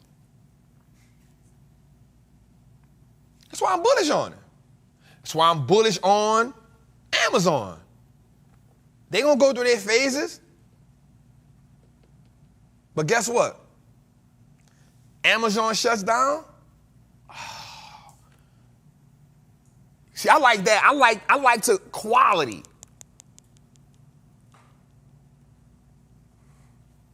I like the companies like if they shut down, like the world gotta readjust. They gotta readjust. Bro, you know how lazy Amazon made a lot of people? The world shuts down. All right, let's look at these calls right quick. Netflix, down. ServiceNow, bro, ServiceNow is my baby. Shout out to Bill McDermott, one of my favorite CEOs, man. He's the coolest guy. You know what I'm saying? He's the coolest guy. That was the old NVIDIA contract, the one we been had. So that one is up. Let's go a little further to it. I think we got two more. Okay, that go to blood right there. Look at that blood. That's the Red Sea. Golly. Apple down, AMET down, Amazon down, AVGO down. God damn, that's the Red Sea. Let's go a little further to it. That go to two NVIDIAs that we in. 130, 140, they down. QCOM down, QQQ down, QQQ down, SMH down, TSM down. God damn. The one thing I will say about a lot of these plays is we had over 100% on majority of all of them, way over 100% over all of them. So what you're looking at is house money, not profit money, if that makes sense. Majority of those plays are house money. That's my only caveat to that. So one of the things I, always tell my people in the Patreon is, you get that 100%, don't be greedy. You know what I'm saying? You get that 100%, you sell half, and you scale as it go. You know what I'm saying? And that's why I tell people a lot, like, I ain't tripping because we done got the house money. We sitting on $600,000 in cash. So we good. Let's go a little further to it. Definitely, man, I still believe in it. I'm here. Y'all ain't seen me move. You know what I'm saying? I ain't budge. We here, y'all. And the dope part about me is, like, I'm always super transparent with everything I do, man. And I had apologized. I told my Patreon group something, man, like, I think that was Friday. I made an NVIDIA call. Ain't no house money. When we got it, it's our money. I love that. I made an NVIDIA call. I made an NVIDIA put, but I did it at like 325, dog. It was one of them moments I was just like, man, something gonna happen over the weekend. I just got a feeling, dog. Like something stupid gonna happen. You know what I'm saying? And shit, we woke up Monday morning. That joker had printed 104 grand, you heard? I sold it as soon as I got up. I ain't even wait, cash. You know what I'm saying? Like, my people were like, man, why you didn't tell us that trap? But I had put 2 plays in earlier today that we cashed out on, that we made money on. I was like, yo, let's get out. And that was really like it was really one of them ones where you just, sometimes you don't, everything you don't always have a explanation behind, right? It's kind of like, you can't explain that intuition. You know what I'm saying? And, everything ain't always match up. And I was trying to explain that to him. Like, I was like, I know y'all gonna be mad at me, but I couldn't explain it. And it was fucking end of the day. And I think I've only did that in a group like 3 times. You know what I'm saying? I didn't know it was gonna tank that much, dog. Like, it just tanked. Like, the plays that I had put together, the 2 leap plays that I had put together from what I did, we made money on them. It was quick. We was in them probably like 2 hours. We made some bread. We got up out of it. I was like, yo, we not here for that. Now, here's the crazy part. Had I stayed in the plays, but I don't do that with puts. Had I stayed in the plays, we would have quadrupled our money. We would have quadrupled because the market went crazy over the weekend. But I stick to my formula when I play them things because it's not my game. I'm in them. I'm out them. I'm not trying to hold it. It's a day, maybe 2. I'm out. You know what I'm saying? But had I held it, it would have went down at the end of the day. But over the weekend, come Monday, it would have banged out. We probably got 100-some% on them players over a weekend. But you don't know when stuff like that gonna happen. Shit, I just had a feeling. I was like, bro, like the market is uneasy right now. Something about to happen over the weekend. And bro, Sunday, I was like, damn. Anyway, let's go, man. Here's the buy and hold. Y'all know maybe 3-4 weeks ago we was up 41%. Now we up 30%. We still up $230,000. We still up 30% on the market. I still ain't never put no more cash over there. It's crazy. But what I did do was I did send $150,000 to my primary account, and I split it up 75-75, me and my daughter. And I'm lying, I cheated. I split it up 80-70. I took a little more to her because it's my money. I ain't gonna lie. I took a little more. It's my money. And I bought her 200 shares of NVIDIA at $101. So I bought her 200 shares. I bought her 200 shares of NVIDIA at, so that was pretty cool. I ain't did the crap though. but I wanted to make her get in. I was waiting for the crown strike play, but I missed it. All right, let's get into it, Tootie. All right, here's the play. Damn, our Allstate play went red. God damn, Allstate. I should have went with Progressive. All right, there we go. Allstate is down, but we still shook back a little bit. Costco, we're going to talk about that tonight. Cintas, Decker, EME, FICO, Eli Lilly, Meta, NVIDIA, PWR, and VRTX. This is the recession portfolio. Buy and hold and the options play, man. Come join the Patreon, man. You know, y'all can, you know, we having a little down season right now, but we be all right. It ain't no place we ain't never been before. We done been it a couple times, but I'm here for y'all. You know, some people gonna ride out, some people gonna rock out, some people gonna get it. I want my people in Trappers Anonymous to know I love y'all. This is where y'all shine at. You know, they had a shout out to my lieutenants in Trappers Anonymous. It was 3 o'clock in the morning, and I created that link for Chelsea to do that live. I said, Chelsea, I'm about to go to sleep.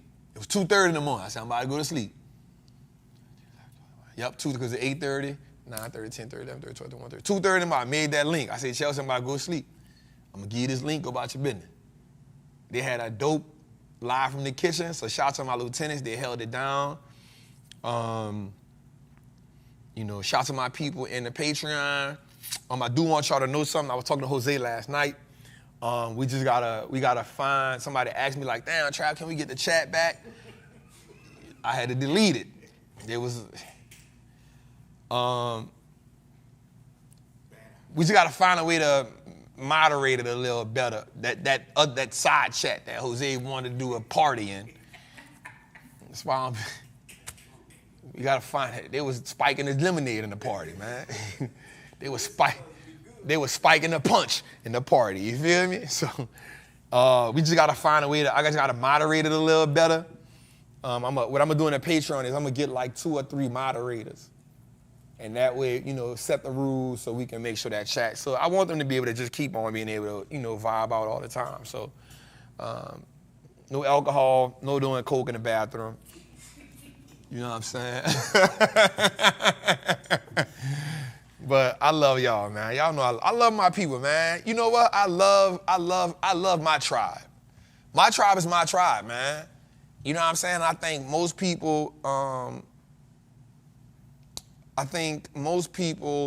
don't take the time out to build their tribe out.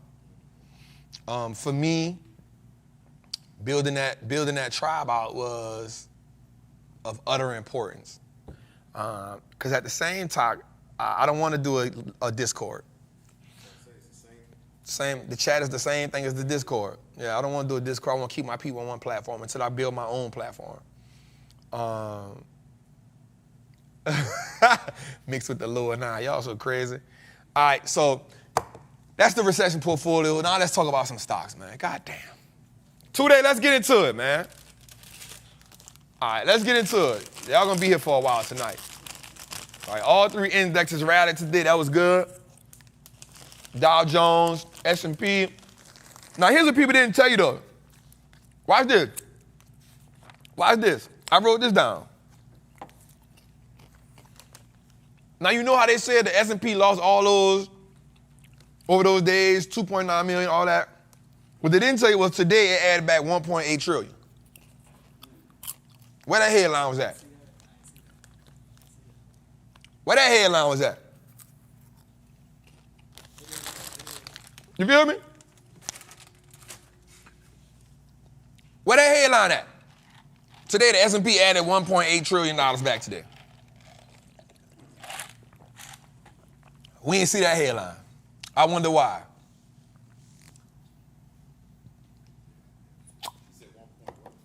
Today, the market added back $1.8 trillion. I got everything. Where was that at? Where was that headline? I want y'all to understand that it is designed, y'all, They don't really want y'all playing this game. The goal is to keep fearing you out of the game so you can keep going to the institutions, so you can keep letting them control your money for you. And I'm not saying all of them are bad, but I am saying is that you gotta be willing to navigate through the noise, y'all. Man, you know I got that white cheddar popcorn queen, man. It's the best thing in the world. Popcorn break.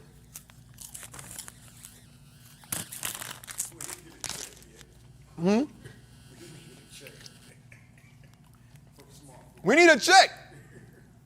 All right, let's go a little further, Tootie. 1.12 on the fear gauge. Look at that, 3.9, 4.3, y'all. This is why the market sold off at the end of the day right here. Y'all see them push. Now, here's the distinction. Look at how big that separation is. It's about 500, almost 600,000 in separation. You got more ice? Yeah. Thank you, cuz. Man, I love my team, man. Shout out to you. So I told my Patreon today this. I hope they don't get mad at me. I said, the market may give us a little green today, but I don't think we're out of the woods yet. I said, I think we got a little bit to go. We're going to get pops during this, and we're going to talk about that. But I said, I don't think we're out of the woods yet. So don't go buying up everything, right? I want you to buy in increments. Buy in increments. And I'm going to tell y'all that. Like, buy in increments. Don't load the boat. This ain't like buy in increments. Increments is what's going to help you because I don't think we're truly out of the rain yet. What's this? I don't think we're truly out of it yet. So buy in increments, y'all. Right? And I'm going to be honest with you.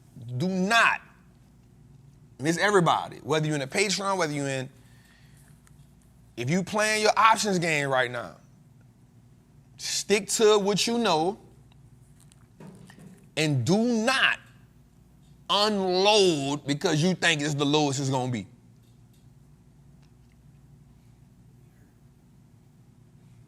Right? I don't mind you making a play. Be mindful of your play, but don't go up. It's down. Let me go all my chips on the tail because the dip might take your chips. And the one thing you don't want is to have a bunch of dip and no chip. Now you're trying to lick your fingers and now you're being real ghetto right now. Right? If you're going to make some plays in the option play, man, scale it back a little bit. If you're going to make some long buy and hold plays, scale it back a little bit. Don't go all in. Because here's why. The story based on why the market changed hasn't changed yet. So let's be mindful of why you know what I'm saying? Let's be mindful. Like, I'm not going to never tell you don't get out the market, but I'm saying we got to be mindful of the environments that we're in, because if we're in environments and the story hasn't changed yet about the environment, then we going all in. We done ran out of chip. Now we got to go hustle and flow to get some more chip. Now we got to. I'm in a bind, Nate. Some other time. And I don't want us to be there. I'm in a bind. I don't want us there. I don't want us there. Let's go a little forward. 2 days. Not a bad day. Not a bad day. Not a bad day. Palo Alto, CrowdStrike, NVIDIA, Amazon. Let me see something right quick, y'all. Let me see. Let me do something right quick. Let me see something right quick. Huh?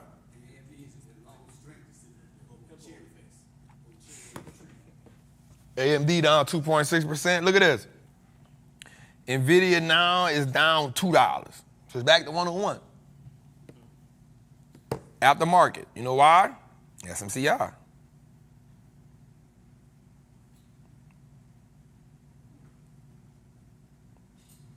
SMCI down $81 after market.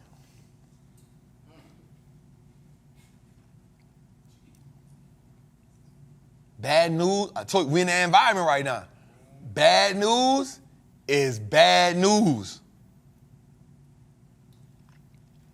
Now, this shouldn't drag the market, but it will impact the chip space because they're pivotal in the space.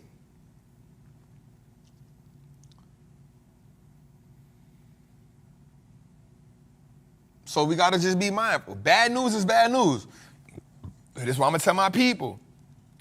Be mindful of how you plan earnings. Be mindful of how you get in your calls. Be mindful of everything right now. Be mindful. Be mindful. All right, let's go a little further. Fear and greed index, look at this. Look at that. And I want to also talk about this today. Watch this. The VIX is up 109%. It is now, today, it was at 27. It was at 24, it got to 27. Mind you, it was at 14. During the pandemic, it was at 51. I think it was at 40-something the other day. If you don't know what the VIX is, this measures the volatility in the market. If the VIX is down, that means the market is green. If the VIX goes up, that means the market is red.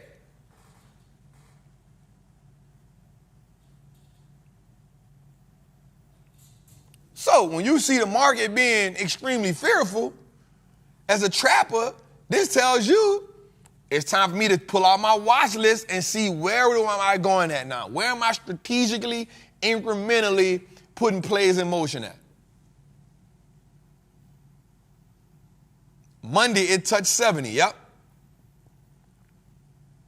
Extreme fear. So I ain't gonna lie, Monday, you should have been doing one or two things. Finding new positions that you can incrementally get in, and two, having a couple put calls on, puts on deck.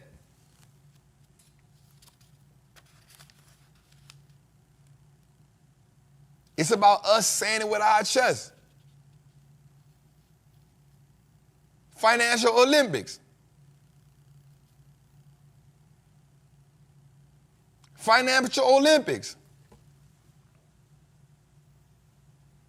Financial Olympics.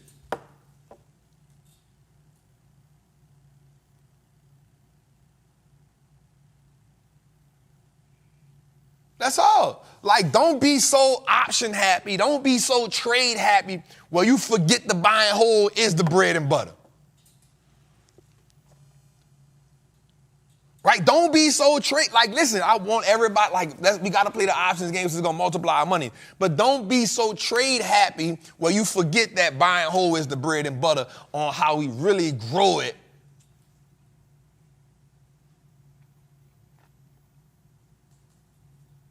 Somebody say, I thought I don't believe in puts. You heard me say I don't believe in puts. I still don't. I do them once or twice a year. That don't mean I'm a bull. I'm talking about for my put players. There's people that love puts. They love them. This is your time to shine. This is your time to shine. This your pocket. This your pocket. Bask in it.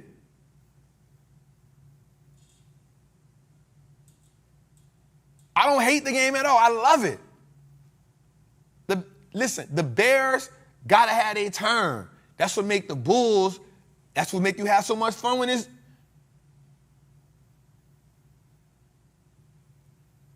Right? So let's play the game. Go a little further, too. Let's get into it, man. What we got going, man? Let's go. The best companies in the world went on sale. $2 trillion in market cap lost from July 16th to yesterday. Alphabet lost $314 billion. Microsoft lost $404 billion.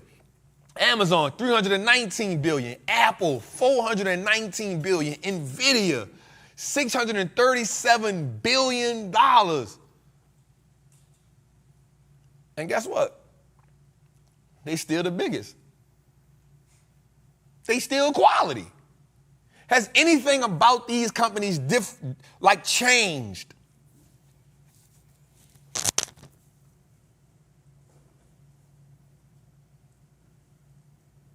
Here's what I want us to understand. The market went crazy last year. The market went insane the first half of the year. You gotta expect the market to take some of that money back. That's why we teach that. What do we teach? We get 100%, we get our money out. As it goes, we scale. We take back a little bit as it goes. Don't be greedy.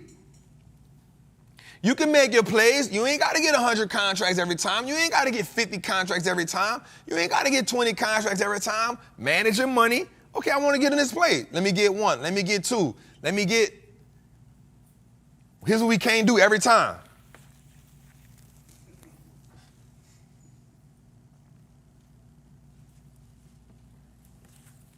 Every time we make a play.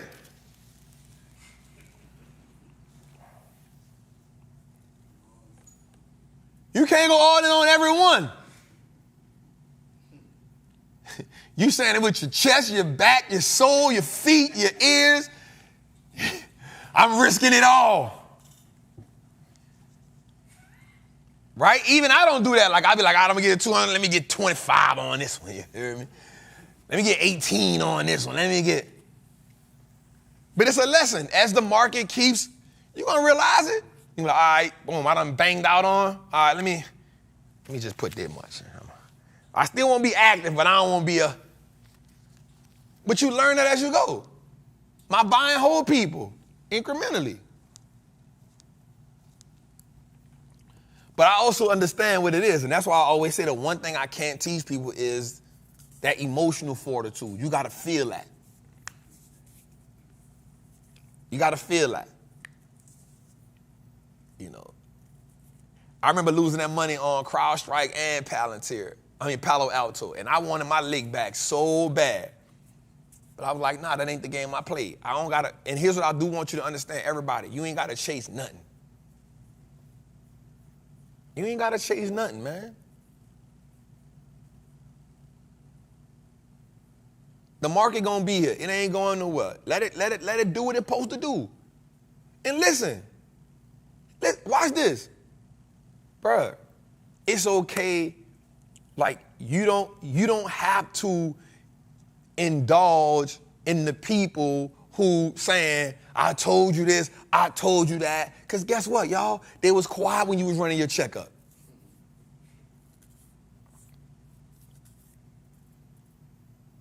And then when you go down, they I told you so. And you guess what you tell them? You right. And then you just simply ask them when you run your check back up, what we talking about? This game is, you gotta be willing to have, you gotta have that thick skin, y'all. Now, a couple people in the Patreon snapped on me yesterday. And I said, I get it, fam. I understand that the temperament has changed. There's pressure on you. I ain't mad at you. Guess what two of them did today? Man, Trap, I know the market green now. You feel different. It don't bother me. Because I understand how the game goes. I understand that one red day, all right. 2 red days, all right. 5 weeks of red days, you question everything. You question everything.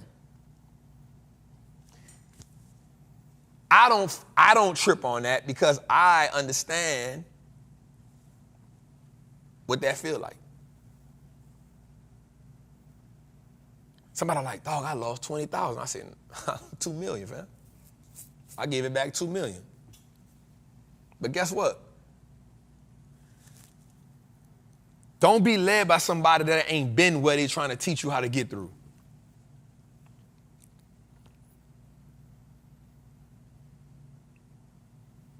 Right? Like, you got to be, make sure the person that's leading you has already endured the thing that they're teaching you to get through. That's why I show people when I lose money.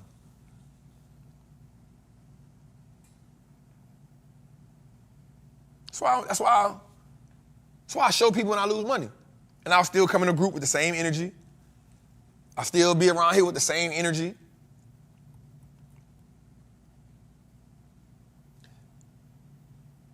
I was talking to the lady today, bro, who renovating, who helped me do something to my crib. And Jose, watch this. We was talking and I was asking her about a situation because I want to redo the pool, right? I want to redo the pool. And they want me to, I gave them a down payment, and I'm not saying nothing bad about them. This is a good situation, but I want to show you how the market affects everybody, and they think it affects me the same. I was like, no, that's, take me out of that. So they want me to pay this. So I already paid them a down payment for the whole project. And that was the, I guess the initial fee, right? 6 figures, because I know it's going to cost 6 figures to redo everything. And then we come to the pool. It was like, the pool company wants to, they're a separate entity from us.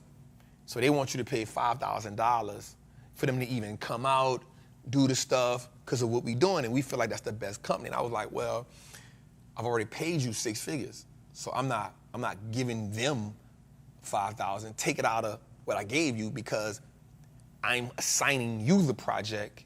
And I don't care who do what. You're probably going to subcontract a whole bunch of it. I don't care who do what. That ain't what I'm doing. I'm not paying it. And so I laughed when she said this. I was like, well, I ain't really going to do that. No disrespect. We having a conversation. And anytime you're getting something done, one, you got to be able to have a conversation without it being like, man, they trying to stick me out my money. I don't think she was trying to get me out my money. What I think is the people wanted her to come in because of the time we're in. They want people to put skin in the game out the gate before they even waste any time. My debate to her was, take it out of the money I already paid you. I don't want to pay them. I don't want to pay them. I don't care who do the pool. Just here's the vision. Let's get the pool done. So we just didn't agree on it, which was okay. That happens all the time. Here's the funny part, though. She was like, because I've been watching the market and I know, you might. I said, wait, let's do something right quick. I don't care what happened in the market. That don't affect what I got going on. I don't care what happened. It could go to zero. That ain't what I got going on over here. Don't do that. She's like, oh, I apologize. Like, it's all good, right? Because the world if the market is going down, I'm just supposed to be tight. I'm still living my life. I'm still doing what we got to do. The market I don't got control over that. I'm here. I say I'm going to be there regardless. It could go to zero. I'm going to still be there. If it go to zero, I'm still getting you to do this house. The pool got to get done. The house I don't care if the market go to zero. This getting done. But for her to say that, I see what the market doing, because the market puts pressure on everybody, even if you ain't in the market. When people hear that the market is going down, they think the world is coming to an end in America. The market down, can't afford bubble gum. Everybody cutting back. No, I don't care. I don't care what the market got going on. I need the pool. I was like, I said, no, don't do that. I don't care what the market is doing. That don't got nothing to do with this over here. That's over there. She's like, I know that's right. Yeah, get out of there. Where's there? In my pockets. Get out of there. But I said that to say, there's pressure on people. There's pressure on everybody.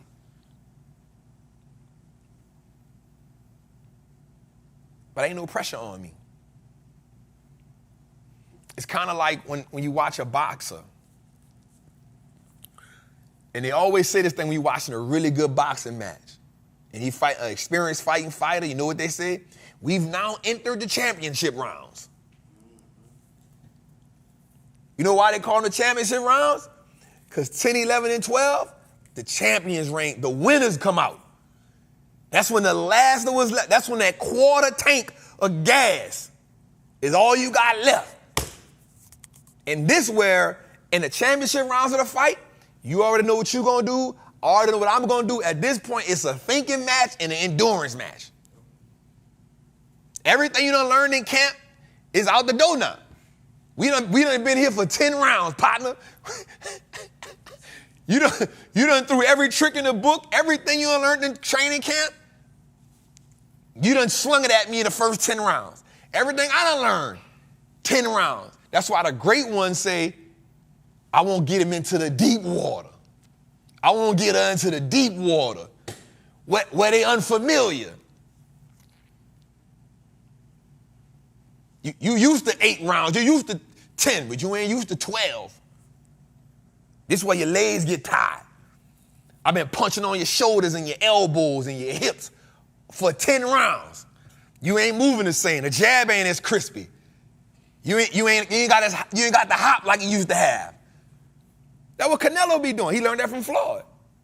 Punching him in the back of the hip, punching him in the shoulder, punching him in the elbows. This the ones where you don't think they hurt, but that guard done came down a little bit more. It ain't that sturdy no more, because that's what's happening right now. The market punching on you every which way. It's punching on your elbows, it's punching in your face, it's punching on your forehead, it's punching in your solar flex, it's punching in your kidney, it's punching in your liver, it's punching on your hip, it's punching you everywhere you got to go. You in the 10th round. What you gonna do now? Because your jab snappy in the first round. Your hook is crisp in the 3rd round. You can lean on the ropes and do a little rope-a-dope by the 4th round, but by the 7th round, now I done broke. That's why all the great ones say, if I get them to 6 or 7, I done figure. That's why the great one, like they be like, yeah, 7th round knockout. Because they understand that by the 6th, 7th round, you done did everything you done learned in camp.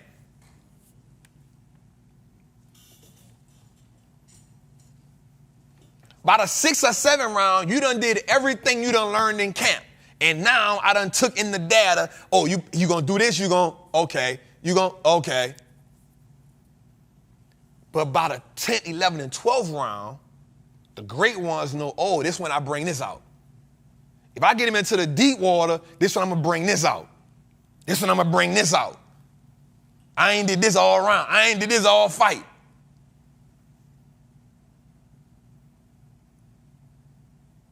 So you can let the market chop you down all you want.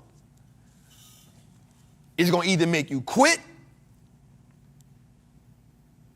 or it's going to make you say, yo, I'm built for this. Give me your bet. And every time the market, man, I ain't never had back-to-back weeks where I done hit for 500,000. Back-to-back weeks. But guess what? I've also never had a time in my life where I made $1 million in a play. I've also never had a time in my life where consistently I done hit for 300,000, 500,000, $1 million in the play, $1.2 million in the same play. But people think I'm playing when I say it's going to cost you a couple $100,000 to get to the next level. It's going to cost you $10,000 to make $100,000. It's going to cost you, $100,000 to make $1 million. It's going to cost you $1 million to make $5 million. It's going to cost you that. That's the operational expense of the game.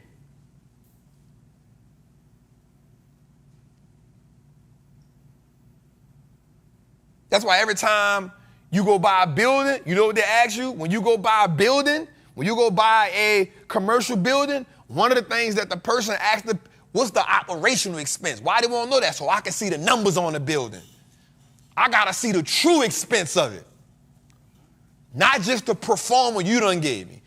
You see them real estate terms coming out? Performer. Come on, man. Man, this nigga Jose sleeping on me up in here, man. All right, let's go a little further, Tootie, because we just on the first damn slide. The best companies in the world went on sale.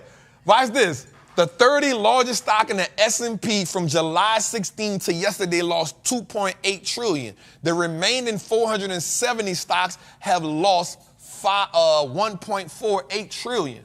What does that mean? When you look at the biggest, so what does that mean? Watch this, y'all. This is going to be so good.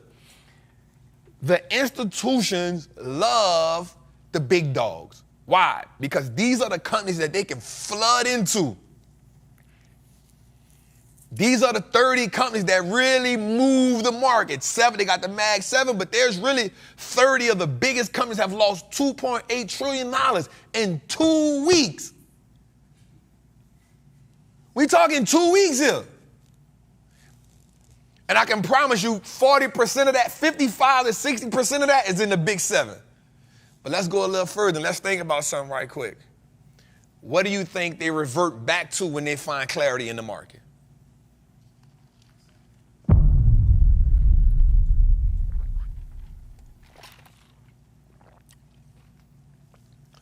What do you think they revert back to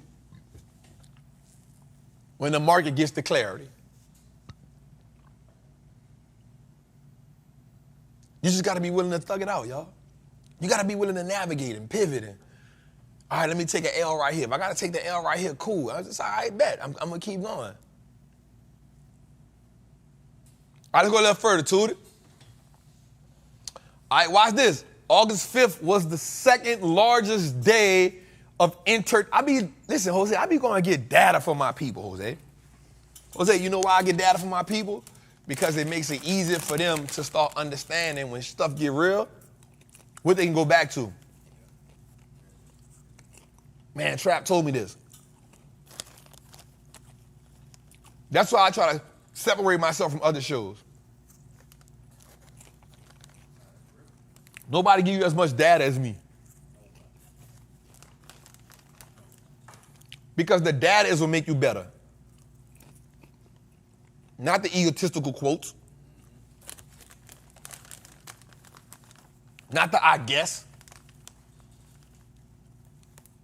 The data.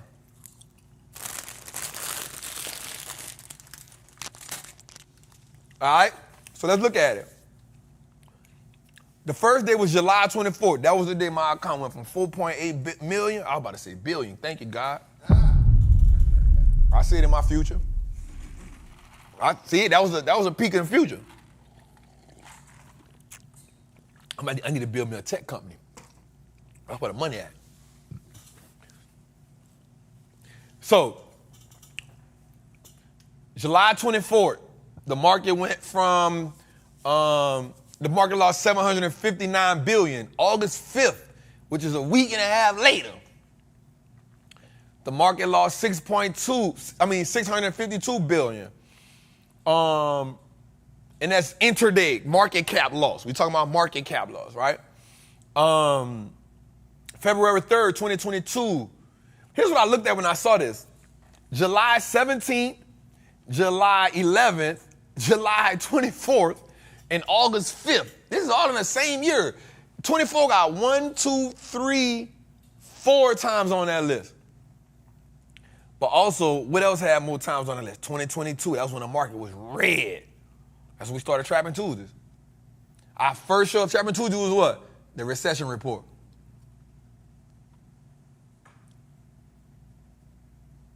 Right? And so here's what I want you to understand after this. Watch this. So when people be like, it's different this time. It's different this time. Watch this. After 2020, what the market did? Surge. After 2022, what we got? Surge. What you think gonna happen after this?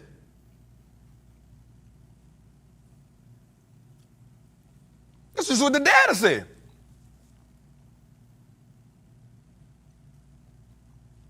That's just what the data say.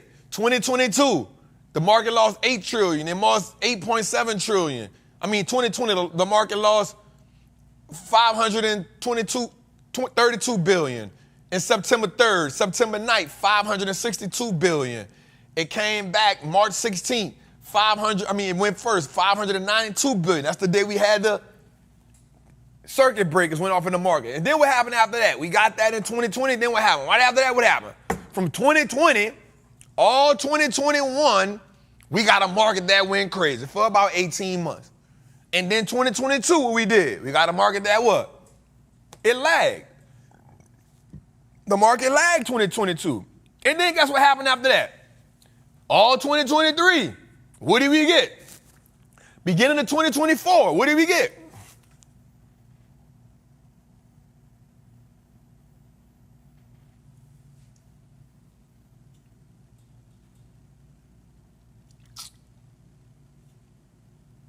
What happens is you got to be able to do what? Thug it out.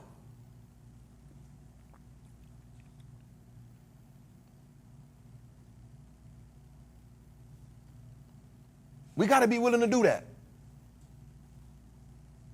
Because when we can't, guess what happens? We get lost inside of that. The vortex. The vortex of the market falling sucks us in with it. And guess what happens when you get sucked in sometime? You can't get out. It discourages you. It keeps you from playing the game. And then when the market starts to rally, you so financially traumatized, you just stay on the sideline and you say stuff like, the market ain't for me. The market didn't tell you that. You made that decision on your own. All right, let's go a little further to it. All right, the biggest pullback, what do you do? What would Trap do? NVIDIA down, the big pullback. What would Trap do? So look, NVIDIA down 25% from its high. Meta was down 14% from its high. Alphabet, 11% from its high. Amazon, 9% from its high. Microsoft, well, Amazon not even more. Now, Microsoft, 9% from its high. Apple, 8.5%. And I should have added CrowdStrike because it was down 40% from its high. But that gotta be opportunity.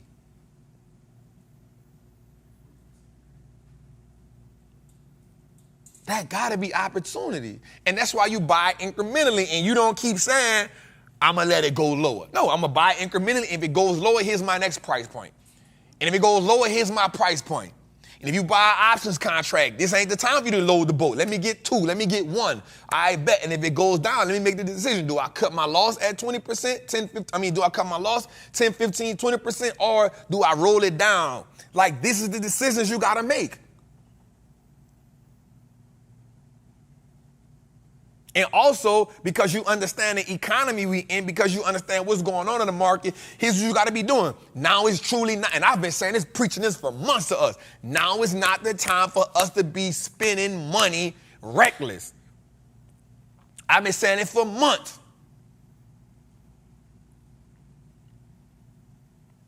Now is not the time for us to be spending money reckless. This is the time for us to be doing what? Loading the clip with as much as we can. Because spending the money reckless right now, yep, you're going to look good, you're going to look fly, you're going to be fresh and all that. But guess what happens if you had it in the market? You're going to be wealthier. Let's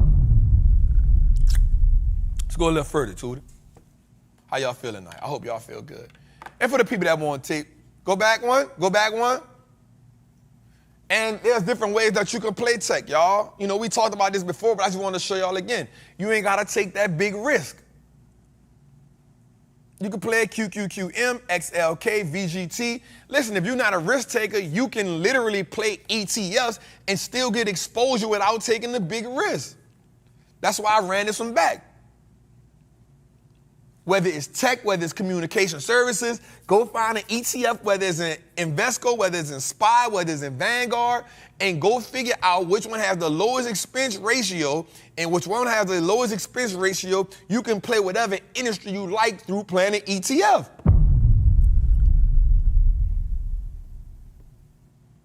That's how you still get access to the game without taking on the risk.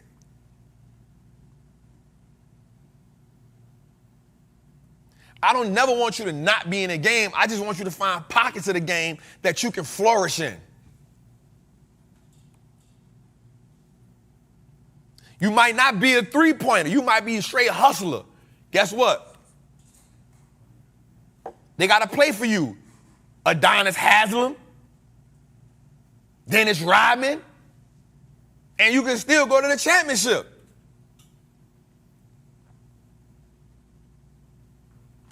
You could be a straight, you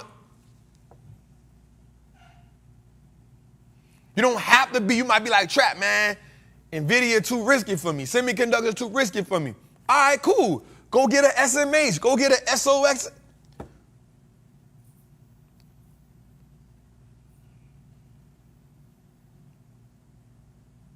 I like technology, Trap. I believe in it, but I don't want, all right, cool. Go heavy on the ETF, then you're going to go into individual stocks. That's okay.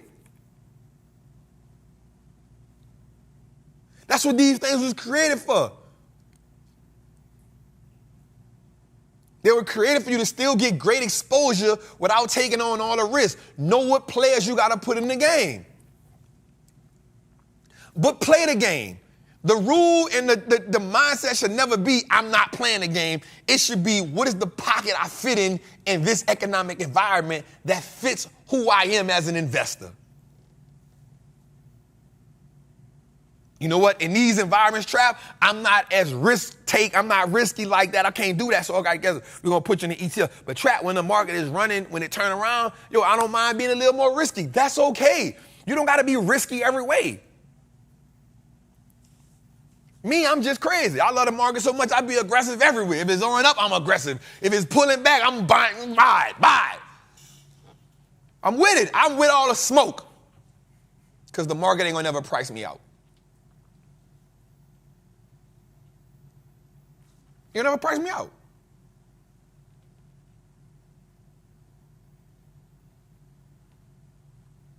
Let's go a little further, Tudor. All right, so also Bitcoin, Ethereum, I want to say this last week, they added their ETF to the market, just like the Bitcoin ETF. So they added these, man. Here's some of the ones: Grayscale, iShares, Bitwise, Van Eck, Franklin Templeton, 21 shares, Fidelity, and Investco. Here's the expense ratio, 0.15, almost a quarter, 0.20. All of them are pretty cool. I think the biggest thing for you to just look into them and see what it is. Right? For all my crypto people. You feel me? I'm not mad. But I want to be real with you. I'd rather you just buy a coin and I'd rather just buy the Ethereum and buy an ETF. You know why they created the Bitcoin ETFs and the Ethereum ETFs. So they can put them in your doggone 401k and say, well, we got exposure to Bitcoin. And I want to say something too, Jose. We told them the coin ain't hitting 100K this year.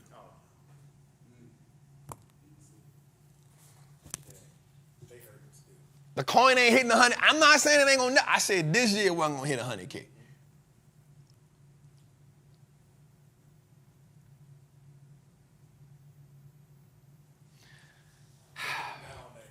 Huh? Some of them gonna die on that hill. They like, They was talking crazy to me when it was at 73,000. I was like, let's just. I was like, nope. And all you need is 100,000. It can stay there for a second. It could just stay there for a second. It would have hit it.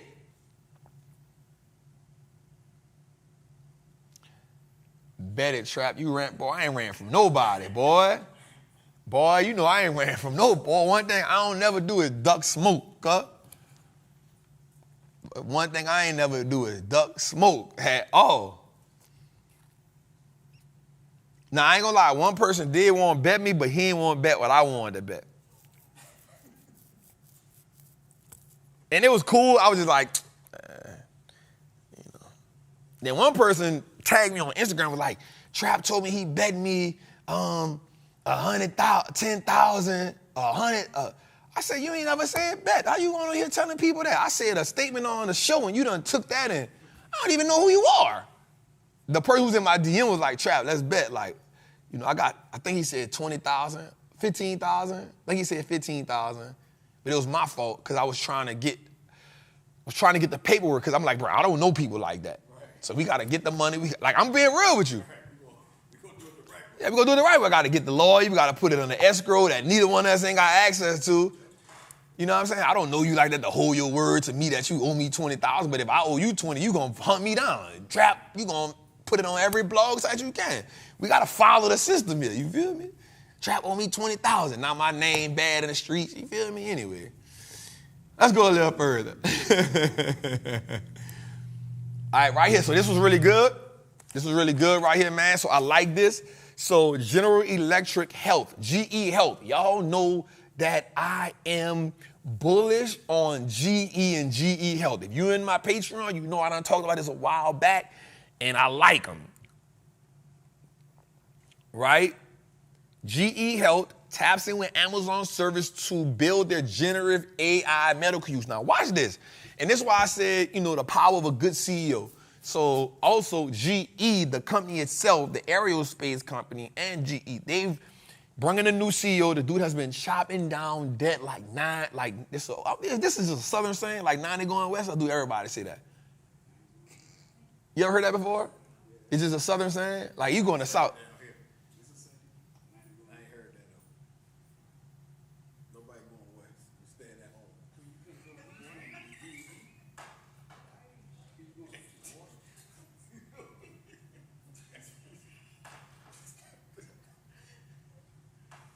You like I can't do the Zoom.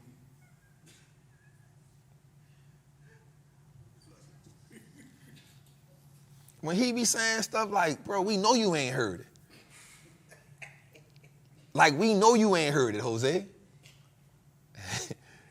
We know you ain't. I didn't expect, of all people, I didn't expect you to hear it, bro. See, some folks said they heard 90 going north. You ain't heard that neither. Nope. Look. Through it. Sometimes I don't know what you and Genuine was doing, bro. I just don't know. I just don't know, bro. I just don't know.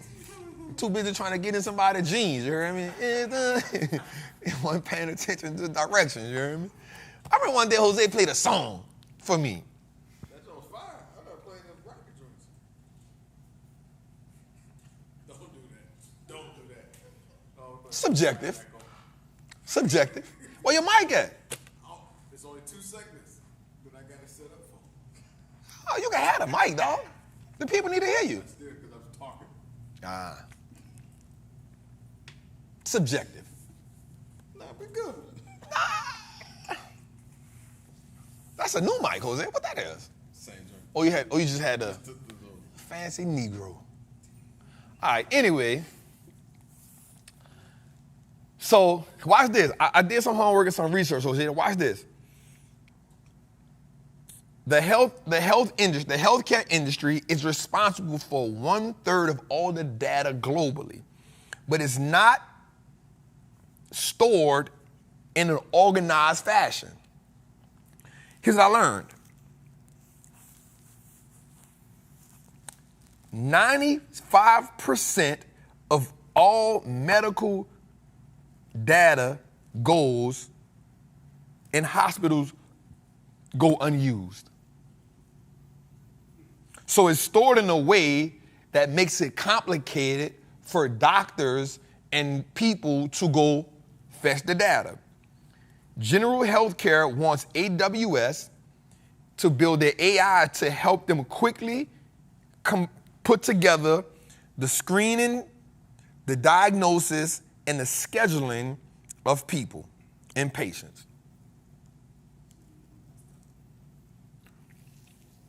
This is going to be revolutionary. They going big dog.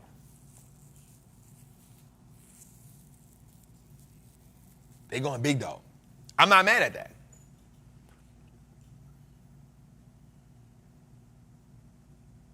I'm not mad at that. I like GE. I like GE Health. I like the idea that they broke those two companies up and broke them down because that CEO is doing such a great job. And I think this will be amazing for the healthcare industry. I think this will be amazing. And also, this is another way for Amazon to sink its hooks in. Let's go, man. Let's go a little further to it. All right, and damn, Google, the glove didn't fit. The glove did fit. God damn. The glove did fit, Google. They caught you with the gloves on, dog. Damn. Got my dog. Bang. Right. So here's what happens, y'all. So Google is finally got hit with the antitrust trial over search and ad business dominance, and it's not looking good. So normally, and let me break, like we're going to get into the nitty gritty right here with this one. So normally, a lot of the big tech companies are always hit with antitrust lawsuits, but none of them ever stick. They usually don't stick because, one, it costs so much money to try to bring these companies to trial. Two, because the world has let the companies get so big, they're making up a lot of rules as they go. Right? So a lot of times they be on Capitol Hill doing all the stuff, but they never win. But this time they did. And here's what happened. The court literally called Google a monopolist. That was a new word for me. Monopolist. Yeah, that's a real word. They said it in court, so it got to be real. I mean, I make up words all the time on the show, but the judge not going. And they said that Google has dominated the search engine space and violated Section 2 of the Sherman Act. So I had to go research what the hell the Sherman Act was. Sherman Act came into place in 1890.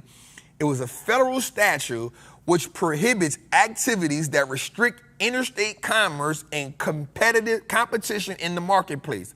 Because the goal in America is always to promote an economic fairness and competitiveness. And they said Google they violated that. Saying that Google, like, if you were trying to compete, they knocked you off. Or okay, so one of the things, now, watch this. I know I just said 4 things that I should have said, but I didn't say it at one time. That was crazy. So this is also going to affect Apple. And so people don't realize why that Apple will take a little hit today. Well, part of that was because, Google pays Apple $21 to $26 billion a year to be the leading search engine on Apple. Now, mind you, Apple has Safari, but they like, nah, you be. Well, they're the number 2, but because Apple is number 1 on their thing, but Apple don't promote Safari. They're like, yo, we get the $28 billion, we ain't tripping. And that's kind of like that's one of those, we ain't gonna put it in writing, but George, that's why I'm gonna pay you the 28. In whatever you need, but that's an old fashioned, a gentleman's handshake is what they call that. Right? And so, it's also going to affect Apple because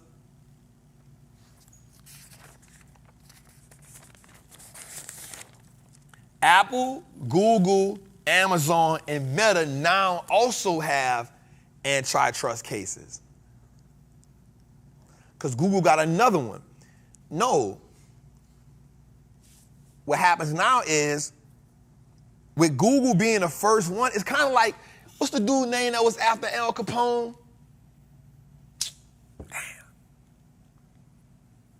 What's the detective name, man? Not after Al Capone. It was Al Capone. There was the detective. What's the famous detective? They had a detective, man. No, man.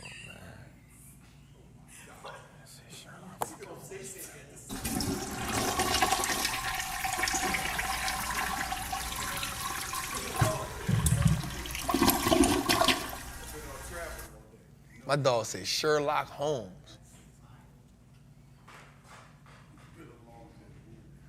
My dog said Sherlock Holmes. You can flush me on that one. Elliot Ness, thank you, man. God damn. God damn.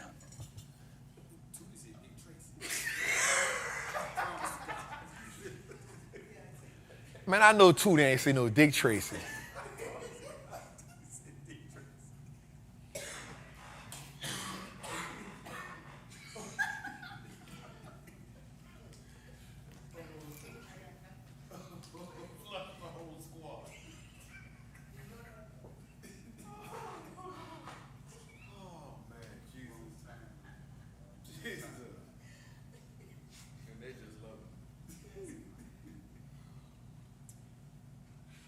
I'm so disappointed. From Sherlock Holmes to Dick Tracy, fam. How we got there? How he got there?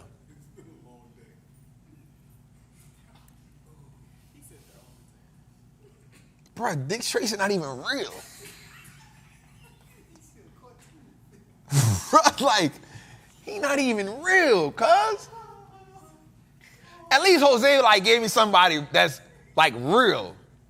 My dog said, Dick Tracy. Crazy part, I didn't even know Sherlock Holmes was real. He might well have said like Inspector Gadget or something. Like, go Gadget handcuffs. I don't know. Damn, dog. Anyway, I'm about to say Carmen Sandiego. Facts. Right? Like, God damn, dog. Dick Tracy, dog. Dick Tracy, dog. Damn. Anyway, so Elliot Ness. So here's what happens, though. Remember when Elliot Ness was going after the mob? Like, that was his thing. And after he got one, he was like, I got y'all. He went to like, so that's how this is. It's like, once you get one, you know there's clues after this one because they all follow the same blueprint. And so I had to go a little further. I had to find out. So here's what I found out.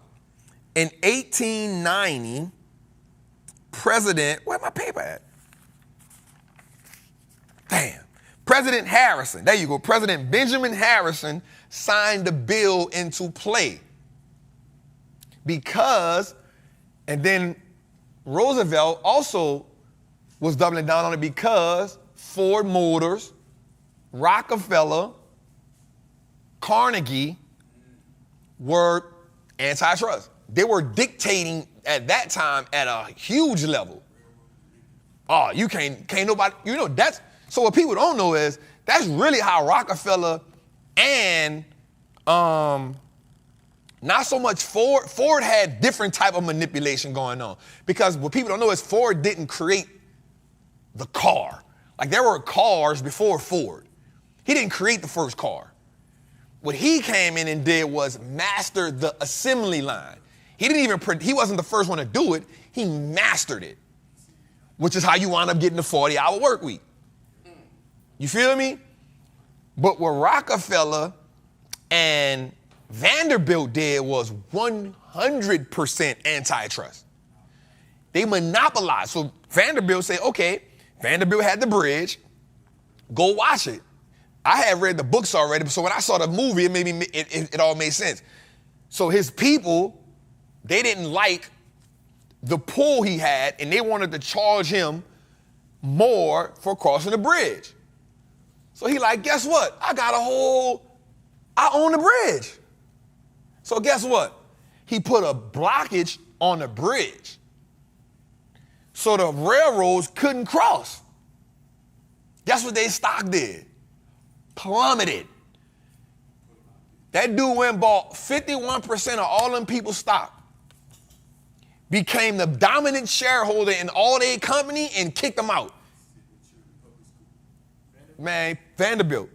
That's how he put them children right back in public school. Carnegie came later. Vanderbilt was the first dude. Then Rockefeller followed the blueprint. So what Rockefeller did was he was about to go out of business. He struck oil. Once he struck oil, it became got him. He built it. So then everybody started. He said, y'all want to play my game? I got a trick for y'all too. I forgot exactly what he did, but he bought all their stock in their companies. He bought them out. Because this is about to be good. He partnered with Vanderbilt. Watch this. Vanderbilt came to him like, hey, bro, you need me to move the oil. Rockefeller like, all right, bet, but I'm not going to move it at the price you want. We going to negotiate because without me, I'm the biggest carrier that you got.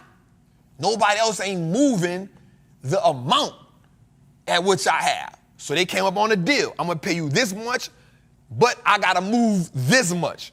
And can't nobody meet me here. So he forced Vanderbilt to go at a number less than what he wanted to. But at the same time, it was more money than anybody else could give him. So what he did was he dominated so much of the railways where the other companies could only put like a small portion of oil, put them out of business, went and bought the stock in theirs, and when he bought the stock in theirs, he went and built his own railroad. Then he told Vanderbilt, guess what? I don't even want to use your railroads no more. I'm about to make a pipeline. I'm about to make a pipeline. So then Vanderbilt said, oh, you think you ain't going to bet? So they both done put people out of business by using the same strategy. Affect the stock, buy all the stock, become the dominant shareholder, put it under my name. Guess who else did it? J.P. Morgan Chase did it to who? Thomas Edison. Hey, who is your biggest competitor? I don't got no competitors. You downplaying the dude by the name of Nikola Tesla, not realizing this dude is brilliant. And you actually know he's brilliant because he worked under you. They wanted to stay fair. J.P. Morgan said, you lied to me. He tried to make it up to him. He go try to create the electric chair. What wound up happening, the electric chair failed twice. They wound up cooking the man but didn't kill him. J.P. Morgan said, you're an idiot. You're an idiot. So guess what he did? When the stock went down, guess what he went and did? Went and bought 50% of the stock, told him, hey, I don't even need you no more. Changed the name from Edison Electric to General Electric.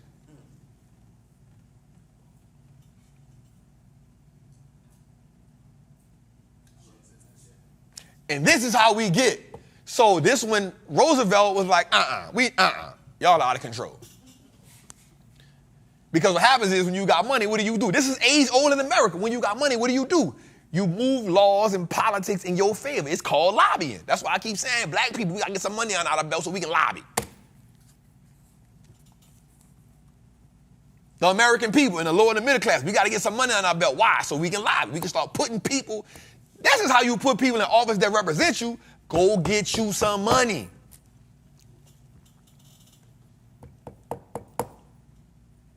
Go get you some money. Because guess what? Greed is at the heart of what? America. Why do you think slavery lasted so long? Why do you think they fought so hard for it? Greed. It ain't had nothing to do with nothing else. Greed, money. You up here talking about machines, but that cost too much money. I got free labor. My grandpa had free labor. My great-grandpa had free labor. We not giving this free labor up. You tripping. You done lost your mind. We got to fight for this. What that would call Civil War. And then a brilliant black man come up with this cotton gin, really set us back. He really slapped us in the face with that joker.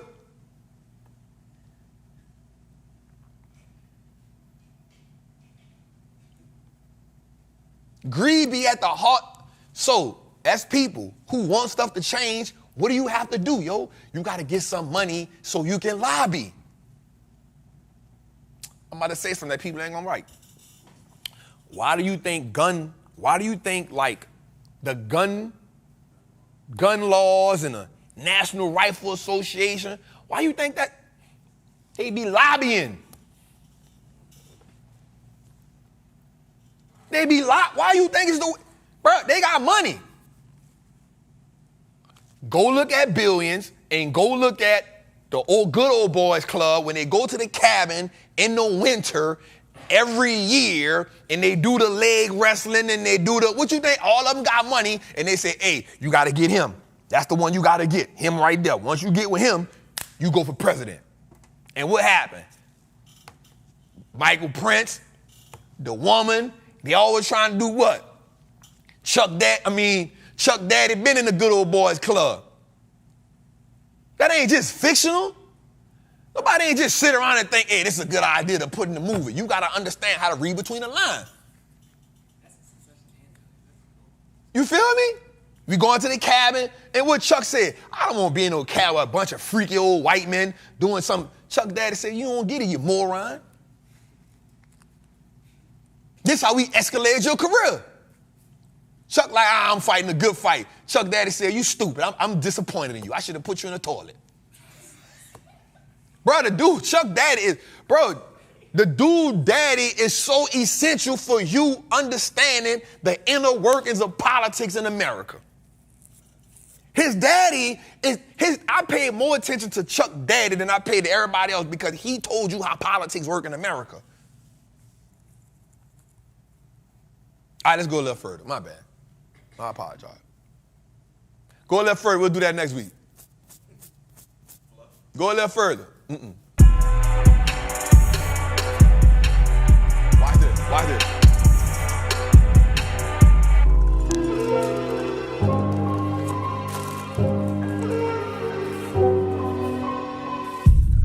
Today, I don't want to do that yet. Hold up, today. Before we do that, hold up. I got something I want to do.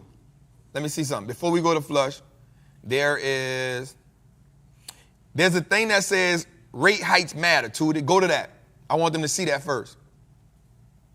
I know we're going to do flush. There's another one. Nope. Right there. Let's do that, but then we'll go to flush it. I just want to get this in right quick. All right, y'all, watch this. Rate hikes matter. Here's why. What do rate hikes represent? The cost of money. And this is why I wanted to show y'all this. And I know we had a long show. We're going to go about 2 hours. We're going to go about another 30 minutes. Y'all, I got y'all. So this is important for me to show y'all. Why are these rates important? And this is the thing. This is the thing, y'all. Watch this. This is the thing that will change the market for sure. And the reason why this is important for y'all this week is because this is the thing we're looking for. I need y'all to just bear with me for the next 30, 35 minutes, and then I'm good, you hear me? This is the thing that will be most important. This is the catalyst to the market. This is going to be the catalyst to the market. Watch this. Because most people don't know. I told y'all we won't give y'all data information so you can understand what it is. So here's why. All right, and I had to search high and low for this map because I'll say I gotta let them know why this is important.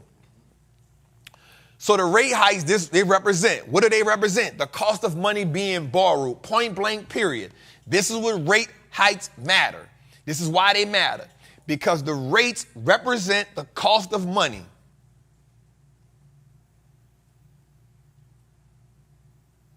This is important. Listen to me well. All right, let's go a little further. From that, who's borrowing the money? So remember, why do rate hikes matter? Why do rates matter, not hikes? Why do rates matter? Because this is the cost of borrowing money. Everywhere. Everywhere.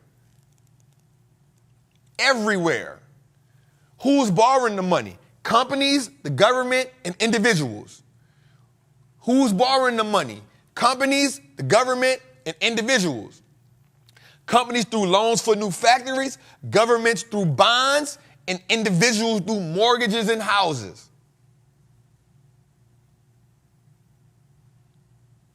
Okay? This is important for me. Matter of fact, we'll skip flushing and flip it this week. We'll go straight to the 1-800-TRAPPER hotline. We'll skip flushing this week. I need y'all to get this. Then next, raising interest rates equals it's more now expensive to borrow money. So if it becomes more expensive to borrow money, who does that essentially fall on at the end of the day? The consumer. Why? Because companies going to cost a lot for them to borrow money, but what they're going to do? They're going to pass that off in the what? The form of what? Pricing. That's why you're going to always hear the Fed say our number one goal is price stability. Man, I need y'all to get this. I need y'all to get this. All right. The government would then issue bonds. Today we had a 3-year bond auction where I think about $88 billion got sold off. So that means about $88 billion people borrowed, or that the government borrowed. Right? This is why houses now, this is important. So rising interest rates equals more expensive to borrow money. 1, higher debt to service it. 2, lower revenues. And then when we cross it over, you spending more just to repay the debt. You spending less on services and goods. All right. What does that mean, Trap? It means It's going to cost us more to service the debt, which is now why America is paying almost $1 billion a day just to service the $35 trillion in debt that we owe. Let that make sense. Let that make sense. America now has $35 trillion in debt. It is now costing America $1 billion a day to service that. Okay, who does that fall on? It falls on us. How does that now happen into the economy? Well, this is when people can't afford stuff. The prices of everything has gone up. Why? Because interest rates are still what? High. So this is important. Well, why else is it important, Trap? Because now people are spending more money on repaying the debt. Listen to me here. Not even the entire debt. Remember, anytime you're paying debt, the big portion of the debt that you always pay off will always be what? The interest on it. So if you're paying a house note, I had to look at that. Like my house note, I ain't gonna say the price of it right now, but literally, I'm like, I'm about to pay the house off. Because what? Hell no. That's why they say if you can make a couple extra payments a year on the principal, it helps. Why? Because majority of the note will always be on interest. On anything you pay.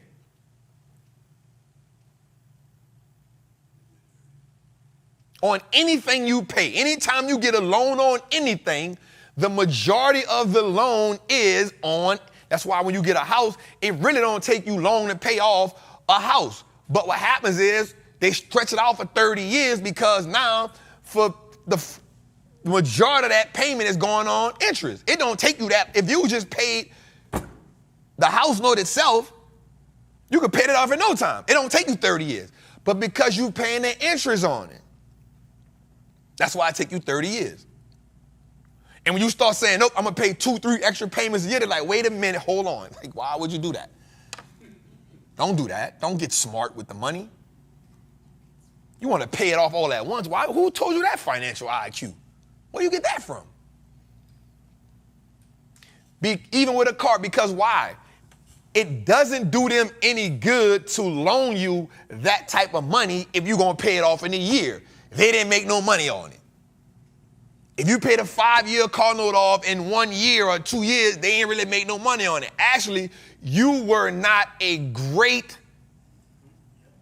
product to them. But on the second side, it's going to look good on your credit report that you paid it off. I remember I was about to buy something. I was going to buy a car maybe a couple years ago. And I was like, man, I'm going to buy it and then I'm going to pay it off in a year. And he was like, the man was like, nah, don't do that. I was like, what you mean don't do that? He was like, nah, wait like 2, I'm like, I don't wait no 2-3 years. He was like, do it for like 24 months and then, man, I'm paying off in a year.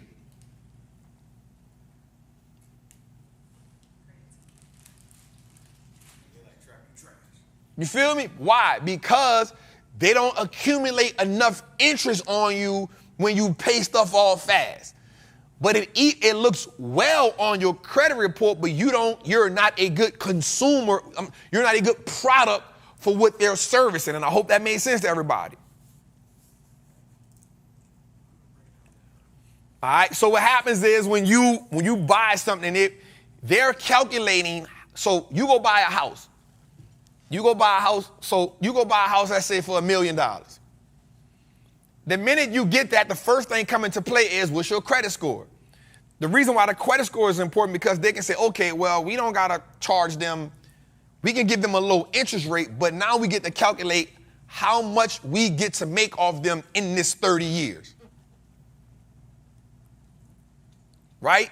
And really and truly, if we really want to be serious, the ultimate goal is for you to default on it so that they can take the house from you and then resell it, hopefully at a higher price, without having to sit on it too long. And then you get a bad credit score, which means now to get something else is going to cost you more. This is how it's set on. This is how it's set up. So it behooves you. Come on, Jose. It behooves you not to increase your financial IQ, but then also not teaching your kids, your cousins, your auntie, your grandma, your cousin. It behooves you not to increase it and then teach it, because if you don't teach it, then the opportunities that you do not take advantage of become the adversity that the next generation has to face.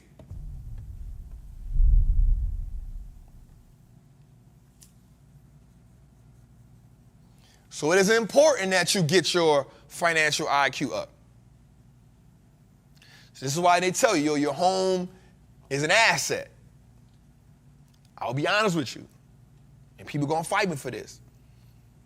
It's not an asset until you have 100% ownership of it. As long as you paying for it, it is the bank's asset because you don't own it.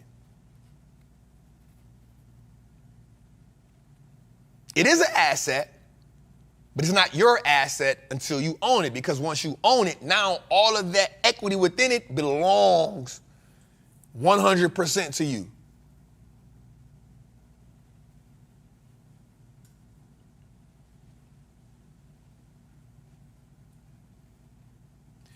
Until you do that, it is an asset for the bank because they can take it from you and give it right to the next person. Essentially, they've double and triple dipped on one house. That is classic American wealth building.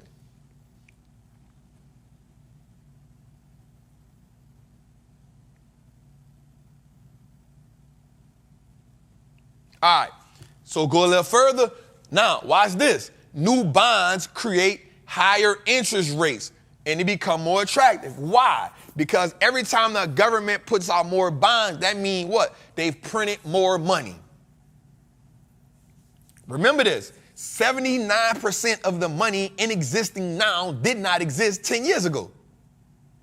Think about that. Also, 80% of the money that's in existing now is digital. 80% of the money that is in existence right now is digital, meaning it's digital on the screen, but it's not realistic. And we need to understand that, which is another reason why we don't need to be what? Emotionally tied to money, because it ain't even real. It's the asset that you buy with the money that's tangible. The ownership of the stock is tangible. The ownership of the property is tangible. The ownership in the business, in the products that the business produce is tangible. The money, perceived value, is what people get caught up in.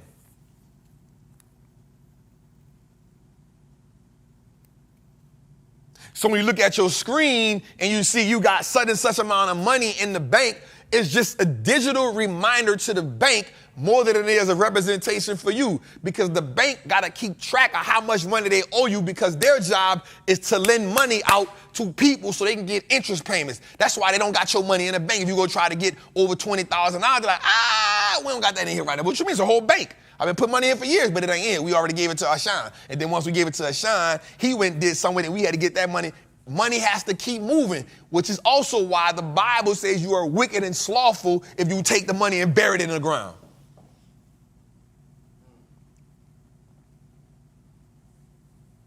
But it doubles right back and tells you in Proverbs 10:4, diligent hands build wealth. Diligent, the act of consistently doing something until you get it right. Diligence. You're not diligent when it comes to building wealth. You are everything but. You're impatient, you're emotional, you're unintelligent, and I'm not saying that to speak badly of you. We got to increase our intelligence on finances so that we can pivot from being wicked and slothful to abundant and prosperous.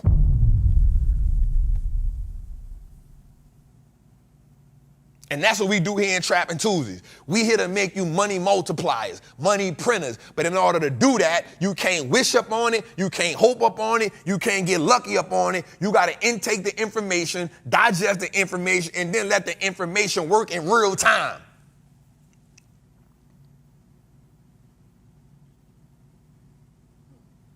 The information got to work in real time. It ain't working in real time for you because you ain't applying it. You keep trying to chase the next trade, chase the next run up, chase the next come up. How can I flip this trap? I don't know how to flip nothing. Every time I try to flip something, went to jail. I know how to grow it. I know how to nurture it. I know how to make better money decisions. I know how to steward it. I don't know how to flip it.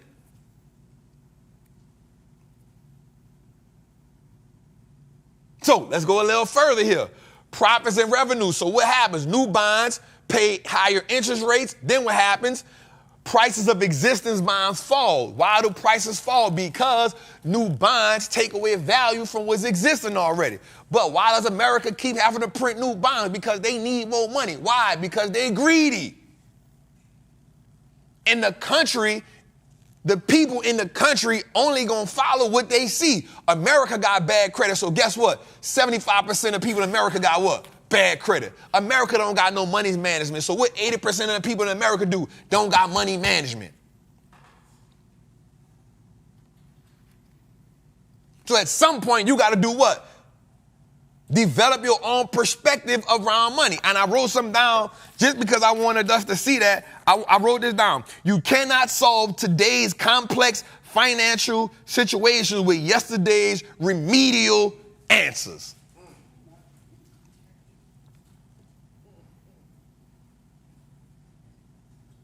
You cannot solve today's complex situations with yesterday's remedial answers.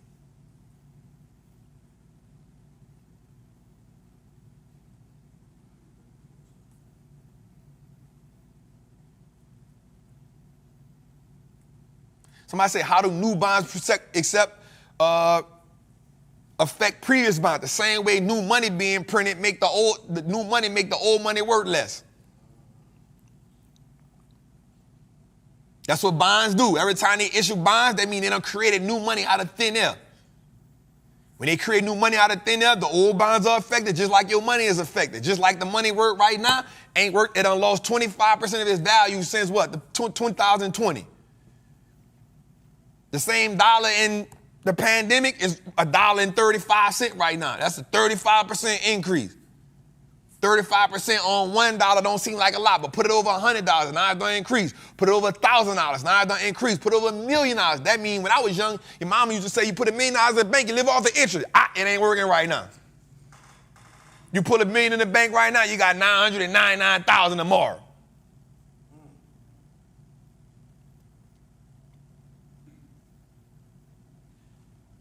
And then what happens? Lower profits equal what? Stock prices fall. I said all that to say that.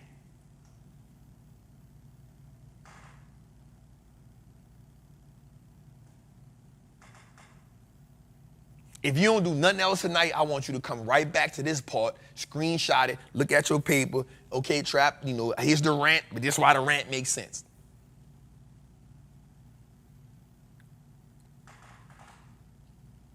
This is why it's going to make sense to y'all. This is the catalyst that we're looking for moving forward. We are looking for rate hikes. Patreon, I know y'all mad at me a little bit for this rant because I told y'all earlier, today or yesterday, I'm not mad, I'm not happy about nothing that's going on until I see the Fed say we hiking rates by at least 50%. Because now they got to aggressively hike rates because now we are at a cataclysmic moment in the economy.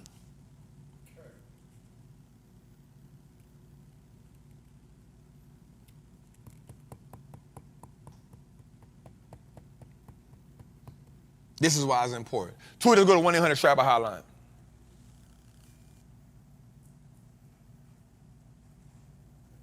Let's get to it. Turn it down a little bit. Hey, Trap family. I hope everybody is doing well. Thank you, Jose, for taking my question. And today, this question is brought by your lieutenants, Trap, and Trappers Anonymous. So what we want to know is that since we break down companies every day, all day, what business practices have you studied that you incorporate into Wall Street Looks Like Us Network? And do you feel that the Wall Street Looks Like Us Network has a moat that separates you from other media outlets and that will ensure that you'll be around for a long time? Thank you. We Trappin'. Let's go. Y'all felt that warm hug? Lieutenant Tor is so pretty, man. And her spirit is like that in real time, y'all. Like, she done been to a couple of things with me, like New York. She bring her daughter with me. That's my girl, her daughter.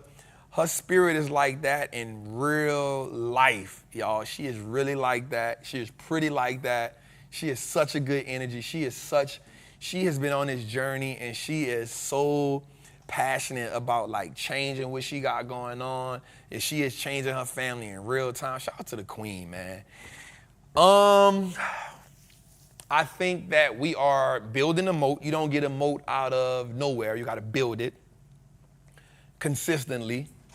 There's a few things that I have taken on. Like, for instance, at one time, Disney had this certain type of content that only Disney would produce, right? And so you can go to Disney to get the feel-good family movies. Right, you think about what Disney produces, they produce that feel good, they produce that family, they produce that. And so you didn't expect the Disney movie to come on HBO. You didn't expect the Disney movie to come on Showtime. You expected a Disney movie to be on Disney. So when you wanted to have family time, or when you wanted the family that Disney gave you that. It was the safe place to go watch something nice on TV. Also from Apple, just building that community that feels like they can't separate themselves from you because you have become a part of their everyday life. I think I've implemented those things in two ways. And we are consistently getting better, but it ain't just me. It's Jose, it's Tootie, it's George, it's Steve, it's Ken, it's Shator, it's everybody. I would be lying if I got up here and say it's just me. Yeah, you see this part but I don't make not one beat. I don't make not one graphic. I don't do none of that. You know what I'm saying? So, for me, it was being able to get people to come when they come here. Here's what they get. I'm gonna get somebody that look like me, sound like me, talk like me, who's been through what I've been through, who can represent me, not just from a physical presence, but from his experience in life. And for me, it was, I wanted to create something that when people look at, they don't feel like, man, that's over my head. I wanted to create something where people say, damn, dude really passionate about that. Dude really loved that. Dude really lived that, right? Because even when you look at CNBC, like I remember when I first doing it, when I started looking at CNBC on live, I would be pointing my finger all the time and I would be talking about it. And people be like, damn, dog, like, bro, Trap really be fussing at the TV like it's a sports. It's because I was doing what's called beta testing. I was going live and breaking down the market and then fulfilling the need for people saying, oh, they want to be in the market, but they don't really. And then people start saying, Trap, man, break this down for me. Tell me what they saying right here. And break this down. Tell me what they saying right here. And so I was like, I want to create a media company where people can not just learn about stocks, but people can learn about a little bit of economics. And, we have a little financial Holy Ghost here and there. And we get some inspiration here and there. And I wanted to make you understand that building a legacy wasn't as hard as they've been telling you it was. So I wanted this to be your financial home, your financial church. You know what I'm saying? But then from the Apple component, it was, I wanted, and this is how I know it's working, because every Tuesday you give me 3 hours of your time. And you don't think twice about it. And I told Jose by the end of the year, we want to have 5,000 people in the chat, and we did it. We hit 5,000 people one time. I was like, bro, that was our goal. Let's keep growing. So now we averaging, last few weeks, we've been doing 4,000 people, right? So we don't have the moat yet, but we are growing one. And I think it takes time. No great company has a moat overnight, but you learn how to build it. You keep learning your audience. You keep learning how to attract people to you. You keep learning how to feed your people. But also I wanted to go a step further, and I wanted to do something I saw nobody was doing. One, I wanted to play the game big. I wanted people to see. People like, Trap, why you don't do a small account challenge? Because I don't want you to look at the small account. I want you to think big. But in order for you to think big, you got to be able to risk a little more. And then the next thing was I wanted to show people my account. I wanted to show people, one, that you can beat the market and it's not as hard as everybody make it sound. And two, I wanted to show that people can make money in the doggone options market. And they can make more money than they ever seen, and they didn't have to wait 45 or 50 years. They didn't have to hold companies for 40 years, 20 years, 100 years. You can get rid of them if they don't deserve to be in your portfolio. I wanted to do that. I wanted to do that. And so what did that take? It take me saying, Jose, I'm going to be vulnerable, I'm going to be bold, and guess what, Jose? I'm going to put the wins on the board every Tuesday. But guess what, dog? I'm going to put the losses up there too. I ain't hiding nothing. And so now people don't question it. Like, nah, it's real, dude. Dude put him on the board, and then every year he started the damn account over from scratch. And 3 years in now, we've beat the market on the market from the market side from 2022, 2023, going on 2024 this year. He's beat the market. He's never not shown us what he's done in the market. And you can't go on CNBC and do it. Jim Cramer don't show you his portfolio. No analysts on TV don't show you their portfolio. No other show in any genre, any ethnic group, white, black, Spanish, whatever, don't say, here's my portfolio. Most people just give you theory. They don't give you practicality. And it hurts a person's ego for them to show you their portfolio and so they lost, because they feel like if I show you I lose, they feel like it takes away from them. Not realizing that that's what the people need to see. Because if you only show people your wins, then you're giving them a false narrative. You're telling them that this game is peaches and cream, and this game definitely ain't that. It's peaches and cream sometimes, but sometimes it's sour milk. Sometimes it's molded bread. Sometimes it's spoiled soup.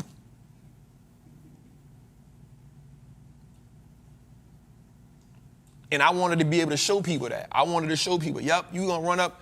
We're going to start at 400,000 when we started, and we hit 4.8 million, but I can't hide losing 100,000 a day, losing 300,000 a day, losing 500,000 a day, losing 1.8 million in freaking 5 weeks, and still showing up with the same energy. Because what people didn't realize is, what people don't have to show you is, what people don't realize is, it's easy for you to tell people what to do. Like I could tell Sean right now, hey, bruh, on your next trades, do this, this, this, and this, bruh.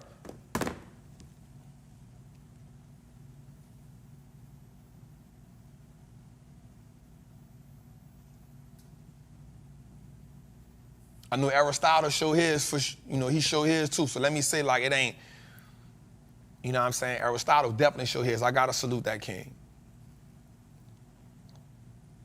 I can't take away from nobody else that doing. So let me say this another way. Shout out to the people who do show their accounts, because that's what we need.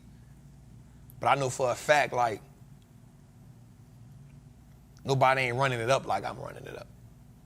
But also nobody don't take the L's that I take. That's a part of me running it up that way.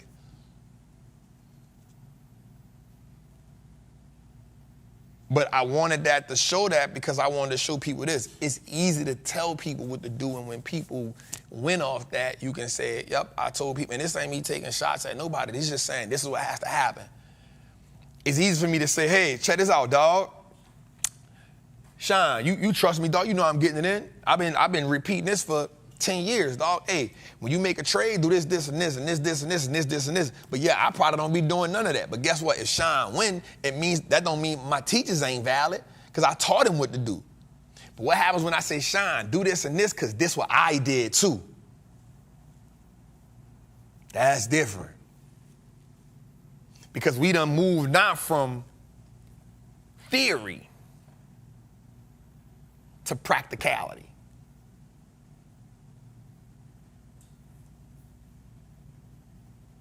Right? So a lot of times in college, the people who teach you about business don't have a business. But you've got a degree in business because you've learned what the book told you on how to build a business. But here's what I do know.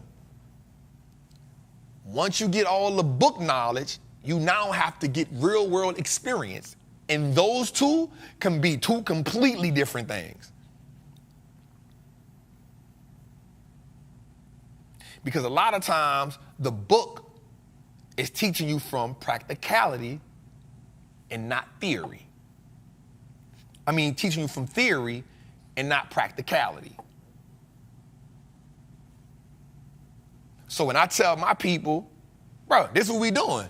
This is how I'm feeling. And I'm going to show you even more so. The options course is practicality. The Wallstreet Trappin course is practicality. But guess what? Even when you get practicality, the market sometimes will do something where it's not the practicality that gives you the edge. It's the feeling from experience that shows you how to maneuver. And sometimes the excuse you make based on experience can't always be worded.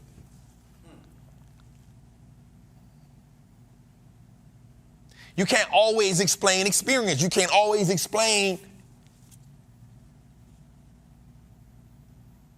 But you just know, like, it works. How many times have you been around somebody like, yo, I can't really explain it, but it works? Don't get me wrong, y'all. Like, my options course is literally how I built my portfolios. But as you start seeing the market doing different things, we talked about the boxing match. The first 7 rounds, you do everything you learned in camp. And then the 8, 9, 10, 11, 12 rounds, you start realizing, wait a minute, I got to adjust in real time.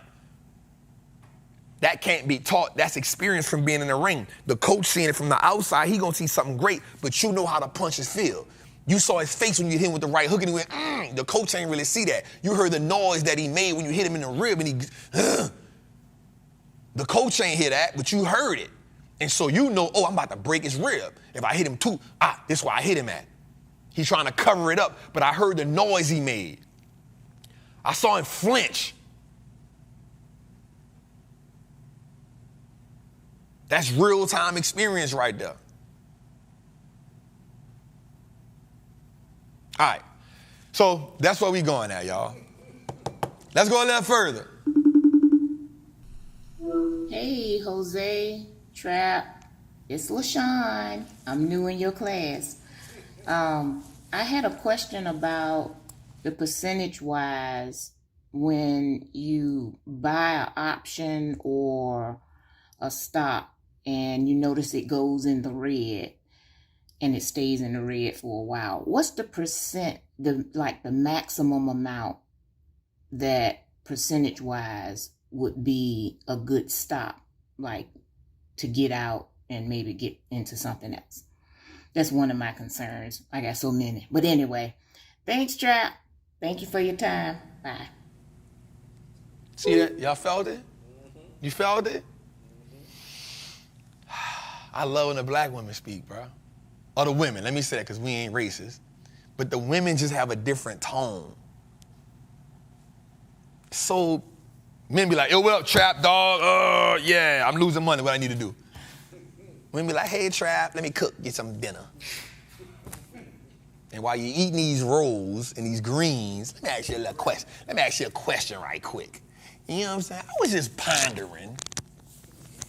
All right, so that's a multi-layered question, Queen. So let's talk about it from the first. If you're in the Patreon, we're going to do our call Saturday.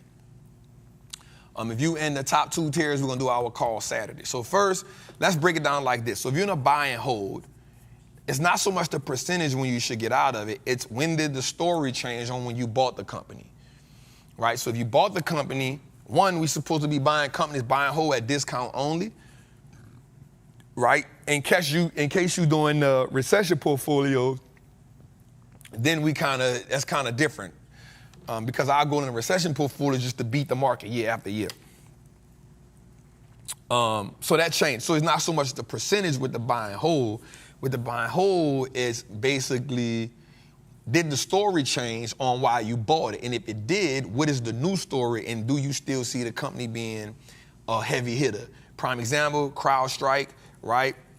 Stock went down 40% from its high, but the story didn't change on the company, so say there's some adjustments that needed to be made, right? Still a great company, balance sheet change. What we're gonna do is we're gonna look for that third quarter report and see did they lose any clients. And if they did, now there's a story change. When it comes to the options, it depends on the market that we're in. So typically, and also it depends on who you are as an investor. Y'all know me because we do leaps. I got that 50-55% threshold. That's for me. I don't mind because the pressure don't bother me. But if you're new to the market, you haven't built that up yet.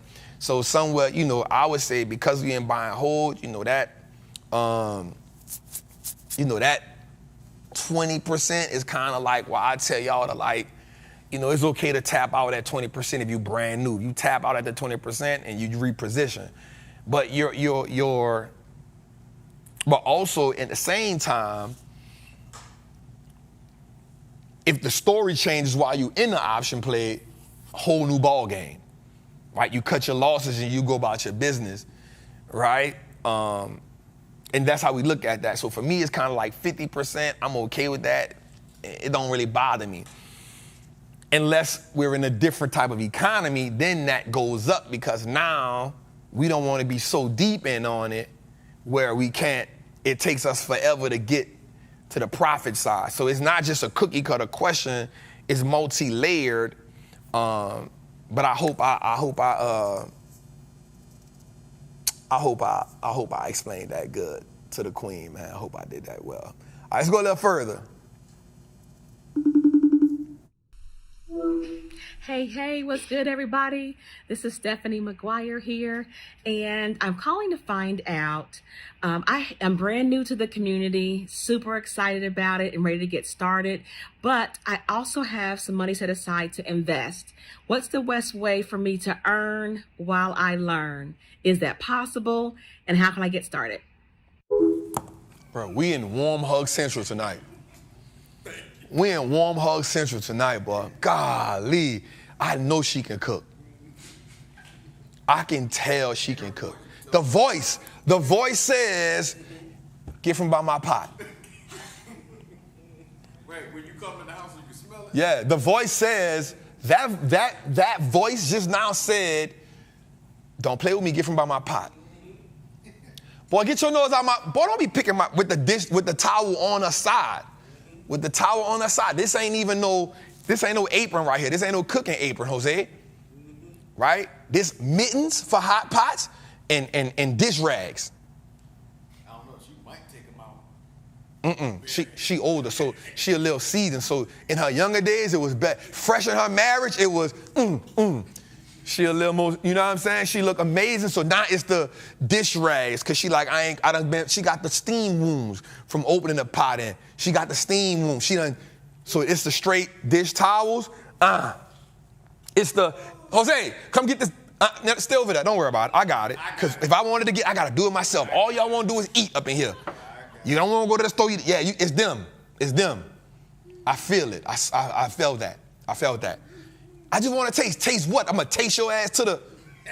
Yeah, it's one of them. The towel on the side, the dish towel, and it got something crazy on it like, leave your dish towels, don't talk to the boss in my kitchen, or something like that on a dish towel, for sure, 100%. She make the cornbread for sure. For sure. Jose, her potato salad don't got raisins in it like yours. I bet. Okay, so the number one way to earn while you learn is the ETF route. That is it. I don't want you in the option plays just yet because you are still new. I do want you to get some familiarization. Did I say that right? Did I say that word right? I want you to be familiarized. There we go. We're gonna make it better. I want you to be familiarized with how the group is working and then how the plays work. So because you're in a group, one of the easiest things for you to do from the first part is go look at some of those lottery picks. They're going to be amazing. Those lottery picks are they good for you. But the next one is playing some ETFs, they're good. Now, if you truly just like, Trap, I want to get in the options market, I would like you to get in with maybe one contract. We probably going to have a few of them coming up. One of the best ways would be, I'll tell you that. I don't want to say that on here. I'll put it in a group.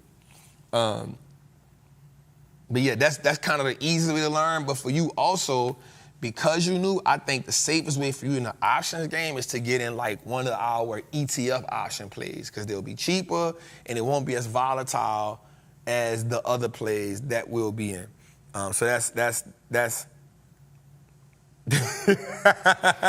Chelsea went crazy on you just now. So I like that. I thank you for that, Queen. We got one more, Jose? Let's go with it. Hi, Trap. Welcome back home. My name is Jasmine from Miami. I have a question regarding a company called Sophie, ticker symbol SOFI. I hear a lot of good things about this company. They've met earnings the past 3 quarters. Their financial strength is 4 out of 10. Profitability rank is 2 out of 10. And their growth rank is 5 out of 10. Momentum rank, 5 out of 10 as well. Thank you. Appreciate you. I felt it. I felt it. I felt it. I felt this hug right here. This hug was a simple, listen, this how this hug went. This hug here was so cool. I felt this one here. I felt this one. This one was a, you want to go dancing tonight?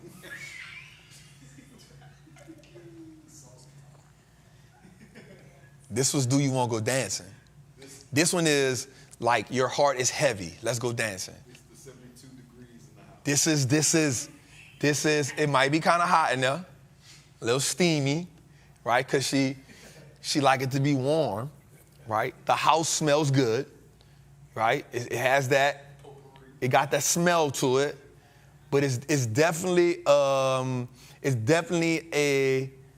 let's go out, put your dancing shoes on. You need to relieve of some of that energy you got on you. That hug was a, I don't like the energy you got going on. Don't come in my house with that energy kind of hug. What?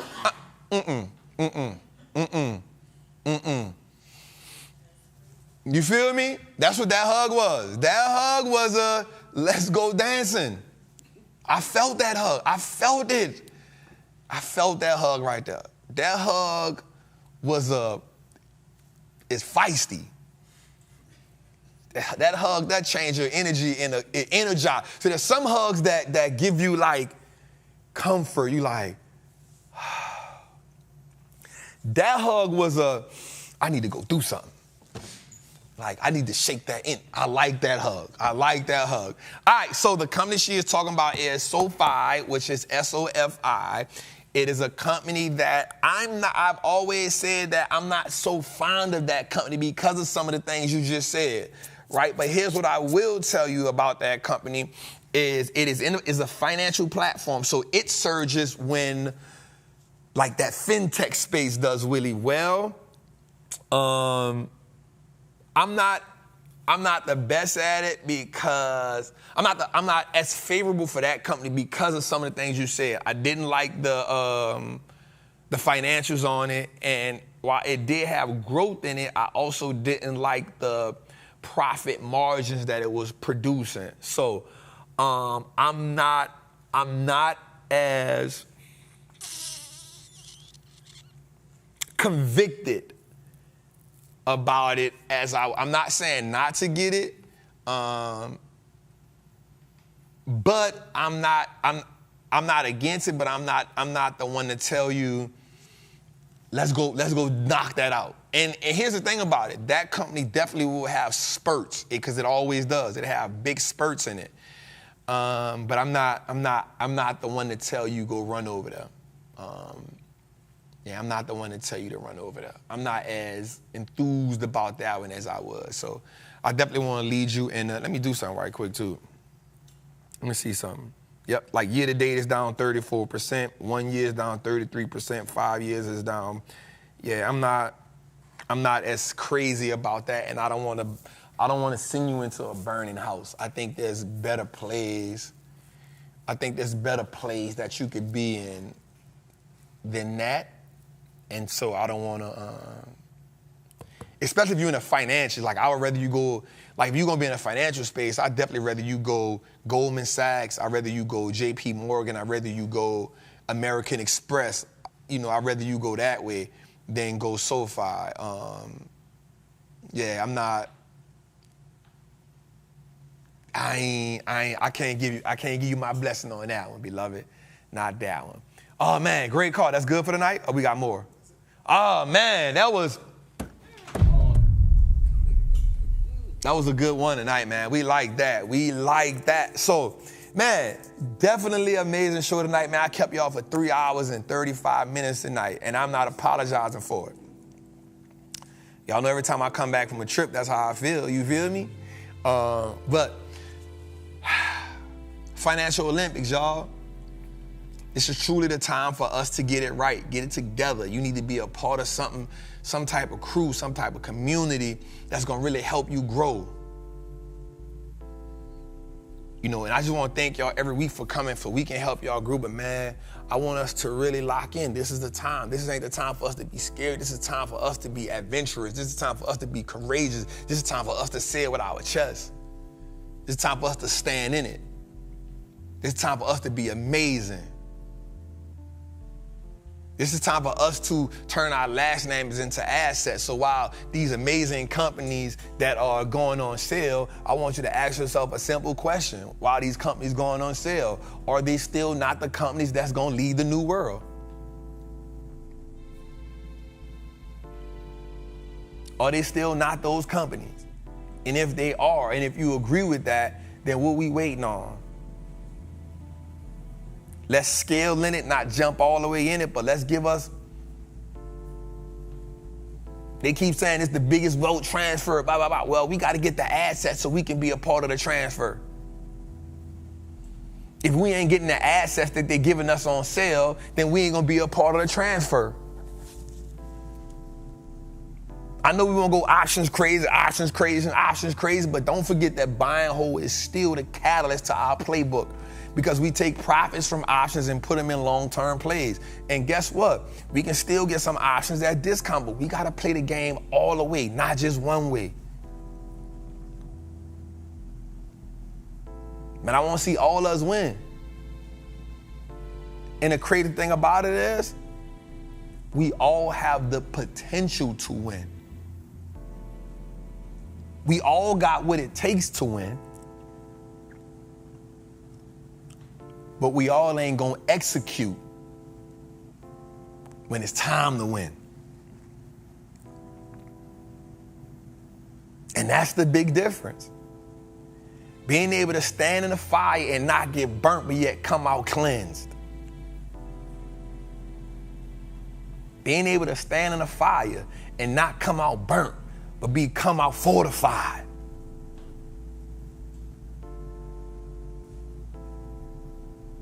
Come out that fire like the phoenix.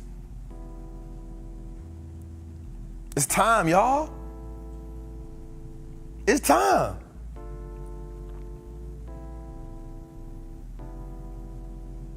But who gonna take the opportunity? Because you gotta take them. They ain't gonna give them to us. We gotta take them. And watch this, y'all. In the adversity, the opportunities often get overlooked because the fear is your catalyst.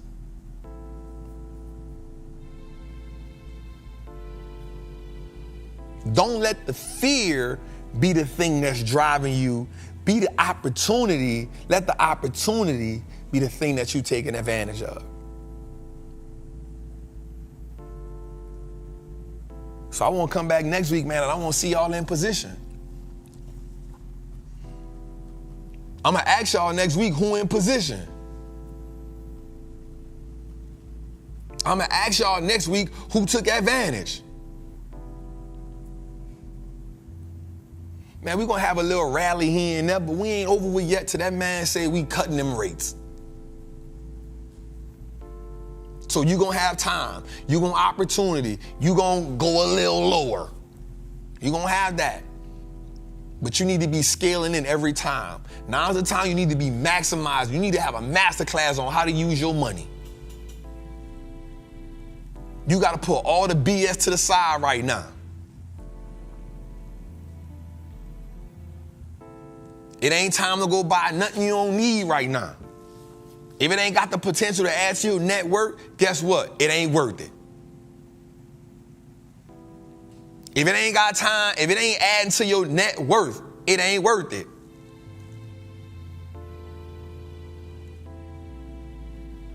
It's time. We took advantage while it was running. But we kept saying what? Keep loading your clip. Take your profits. Keep loading the clip. And guess what?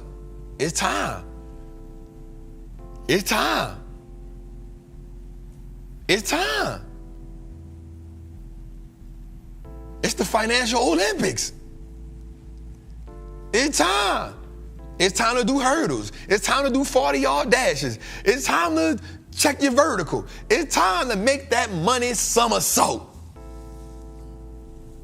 That money got to get its Simone Biles on right now. Or when the market turns around and it starts to running, you're going to be buying stuff at all-time highs. And then you're going to go to chasing. And if you chasing, guess what that means? You losing. Because the person who chasing is always a person that's in third place. Are you in fourth place? Are you in seventh place? You chasing because you losing. When you winning, you setting the tone.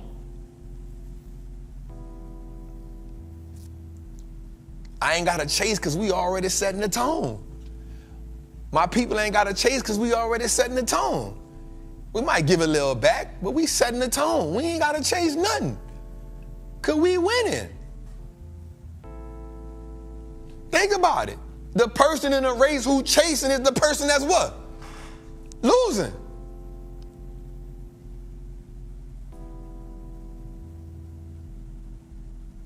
The person who chasing is always the person that's losing. You trying to come from behind. You trying to catch up, mustard. And now ain't the time to chase. Now is the time to be in position so you can close out strong. It's your boy, the Wall Street Trappin, man. Episode 105 is in the books. We love y'all. We appreciate y'all, man. Same time, same place next week, man. Make sure, man, you come join the Patreon. It's going to be fire. It's going to be love. I promise y'all. And I'm going to be here with y'all, man. I ain't letting y'all do it by yourself, man. I'm rocking with y'all. You know what I'm saying? Make sure you come join Trappers Anonymous, man. It's a vibe over there. Each and every Sunday, we do our live from the kitchen with them amazing lieutenants. Lieutenant Chelsea, Lieutenant Tori, Lieutenant Natalie, Lieutenant Jabari, Lieutenant Casey. So many phenomenal people over there. If I forgot you, I didn't do it on purpose. Got some OGs over there. Make sure each and every Thursday, y'all start downloading those episodes because Jose dropping them. Thursday, Friday, Saturday. I got to do a better job, and I say it every week, but I got to do a better job at promoting that so y'all can go get that. Because you need to listen to it while you're in the car. You need to listen to it, while you're chilling. Now's the time you need to be really tapped in. Jose, we're going to go get that top 10 spot again. Watch. We got enough people in the trap. Get our top 10 spot back. Let's get our merch going, man. Get your merch, man. Get your merch. I'm paying George, and he got to get his work. And now's the time to be representing. We the ones that's gonna make the money. We the ones that's gonna make the money. When we tell them Wall Street look like us now, we gotta tell them why. Because we done doubled and tripled our accounts in the drought. Last but not least, man, make sure y'all go to the Wall Street Trapper YouTube, man. We got some fire videos coming out, man. We've been dropping some fire, man. I love y'all. I appreciate y'all. Y'all have a good night.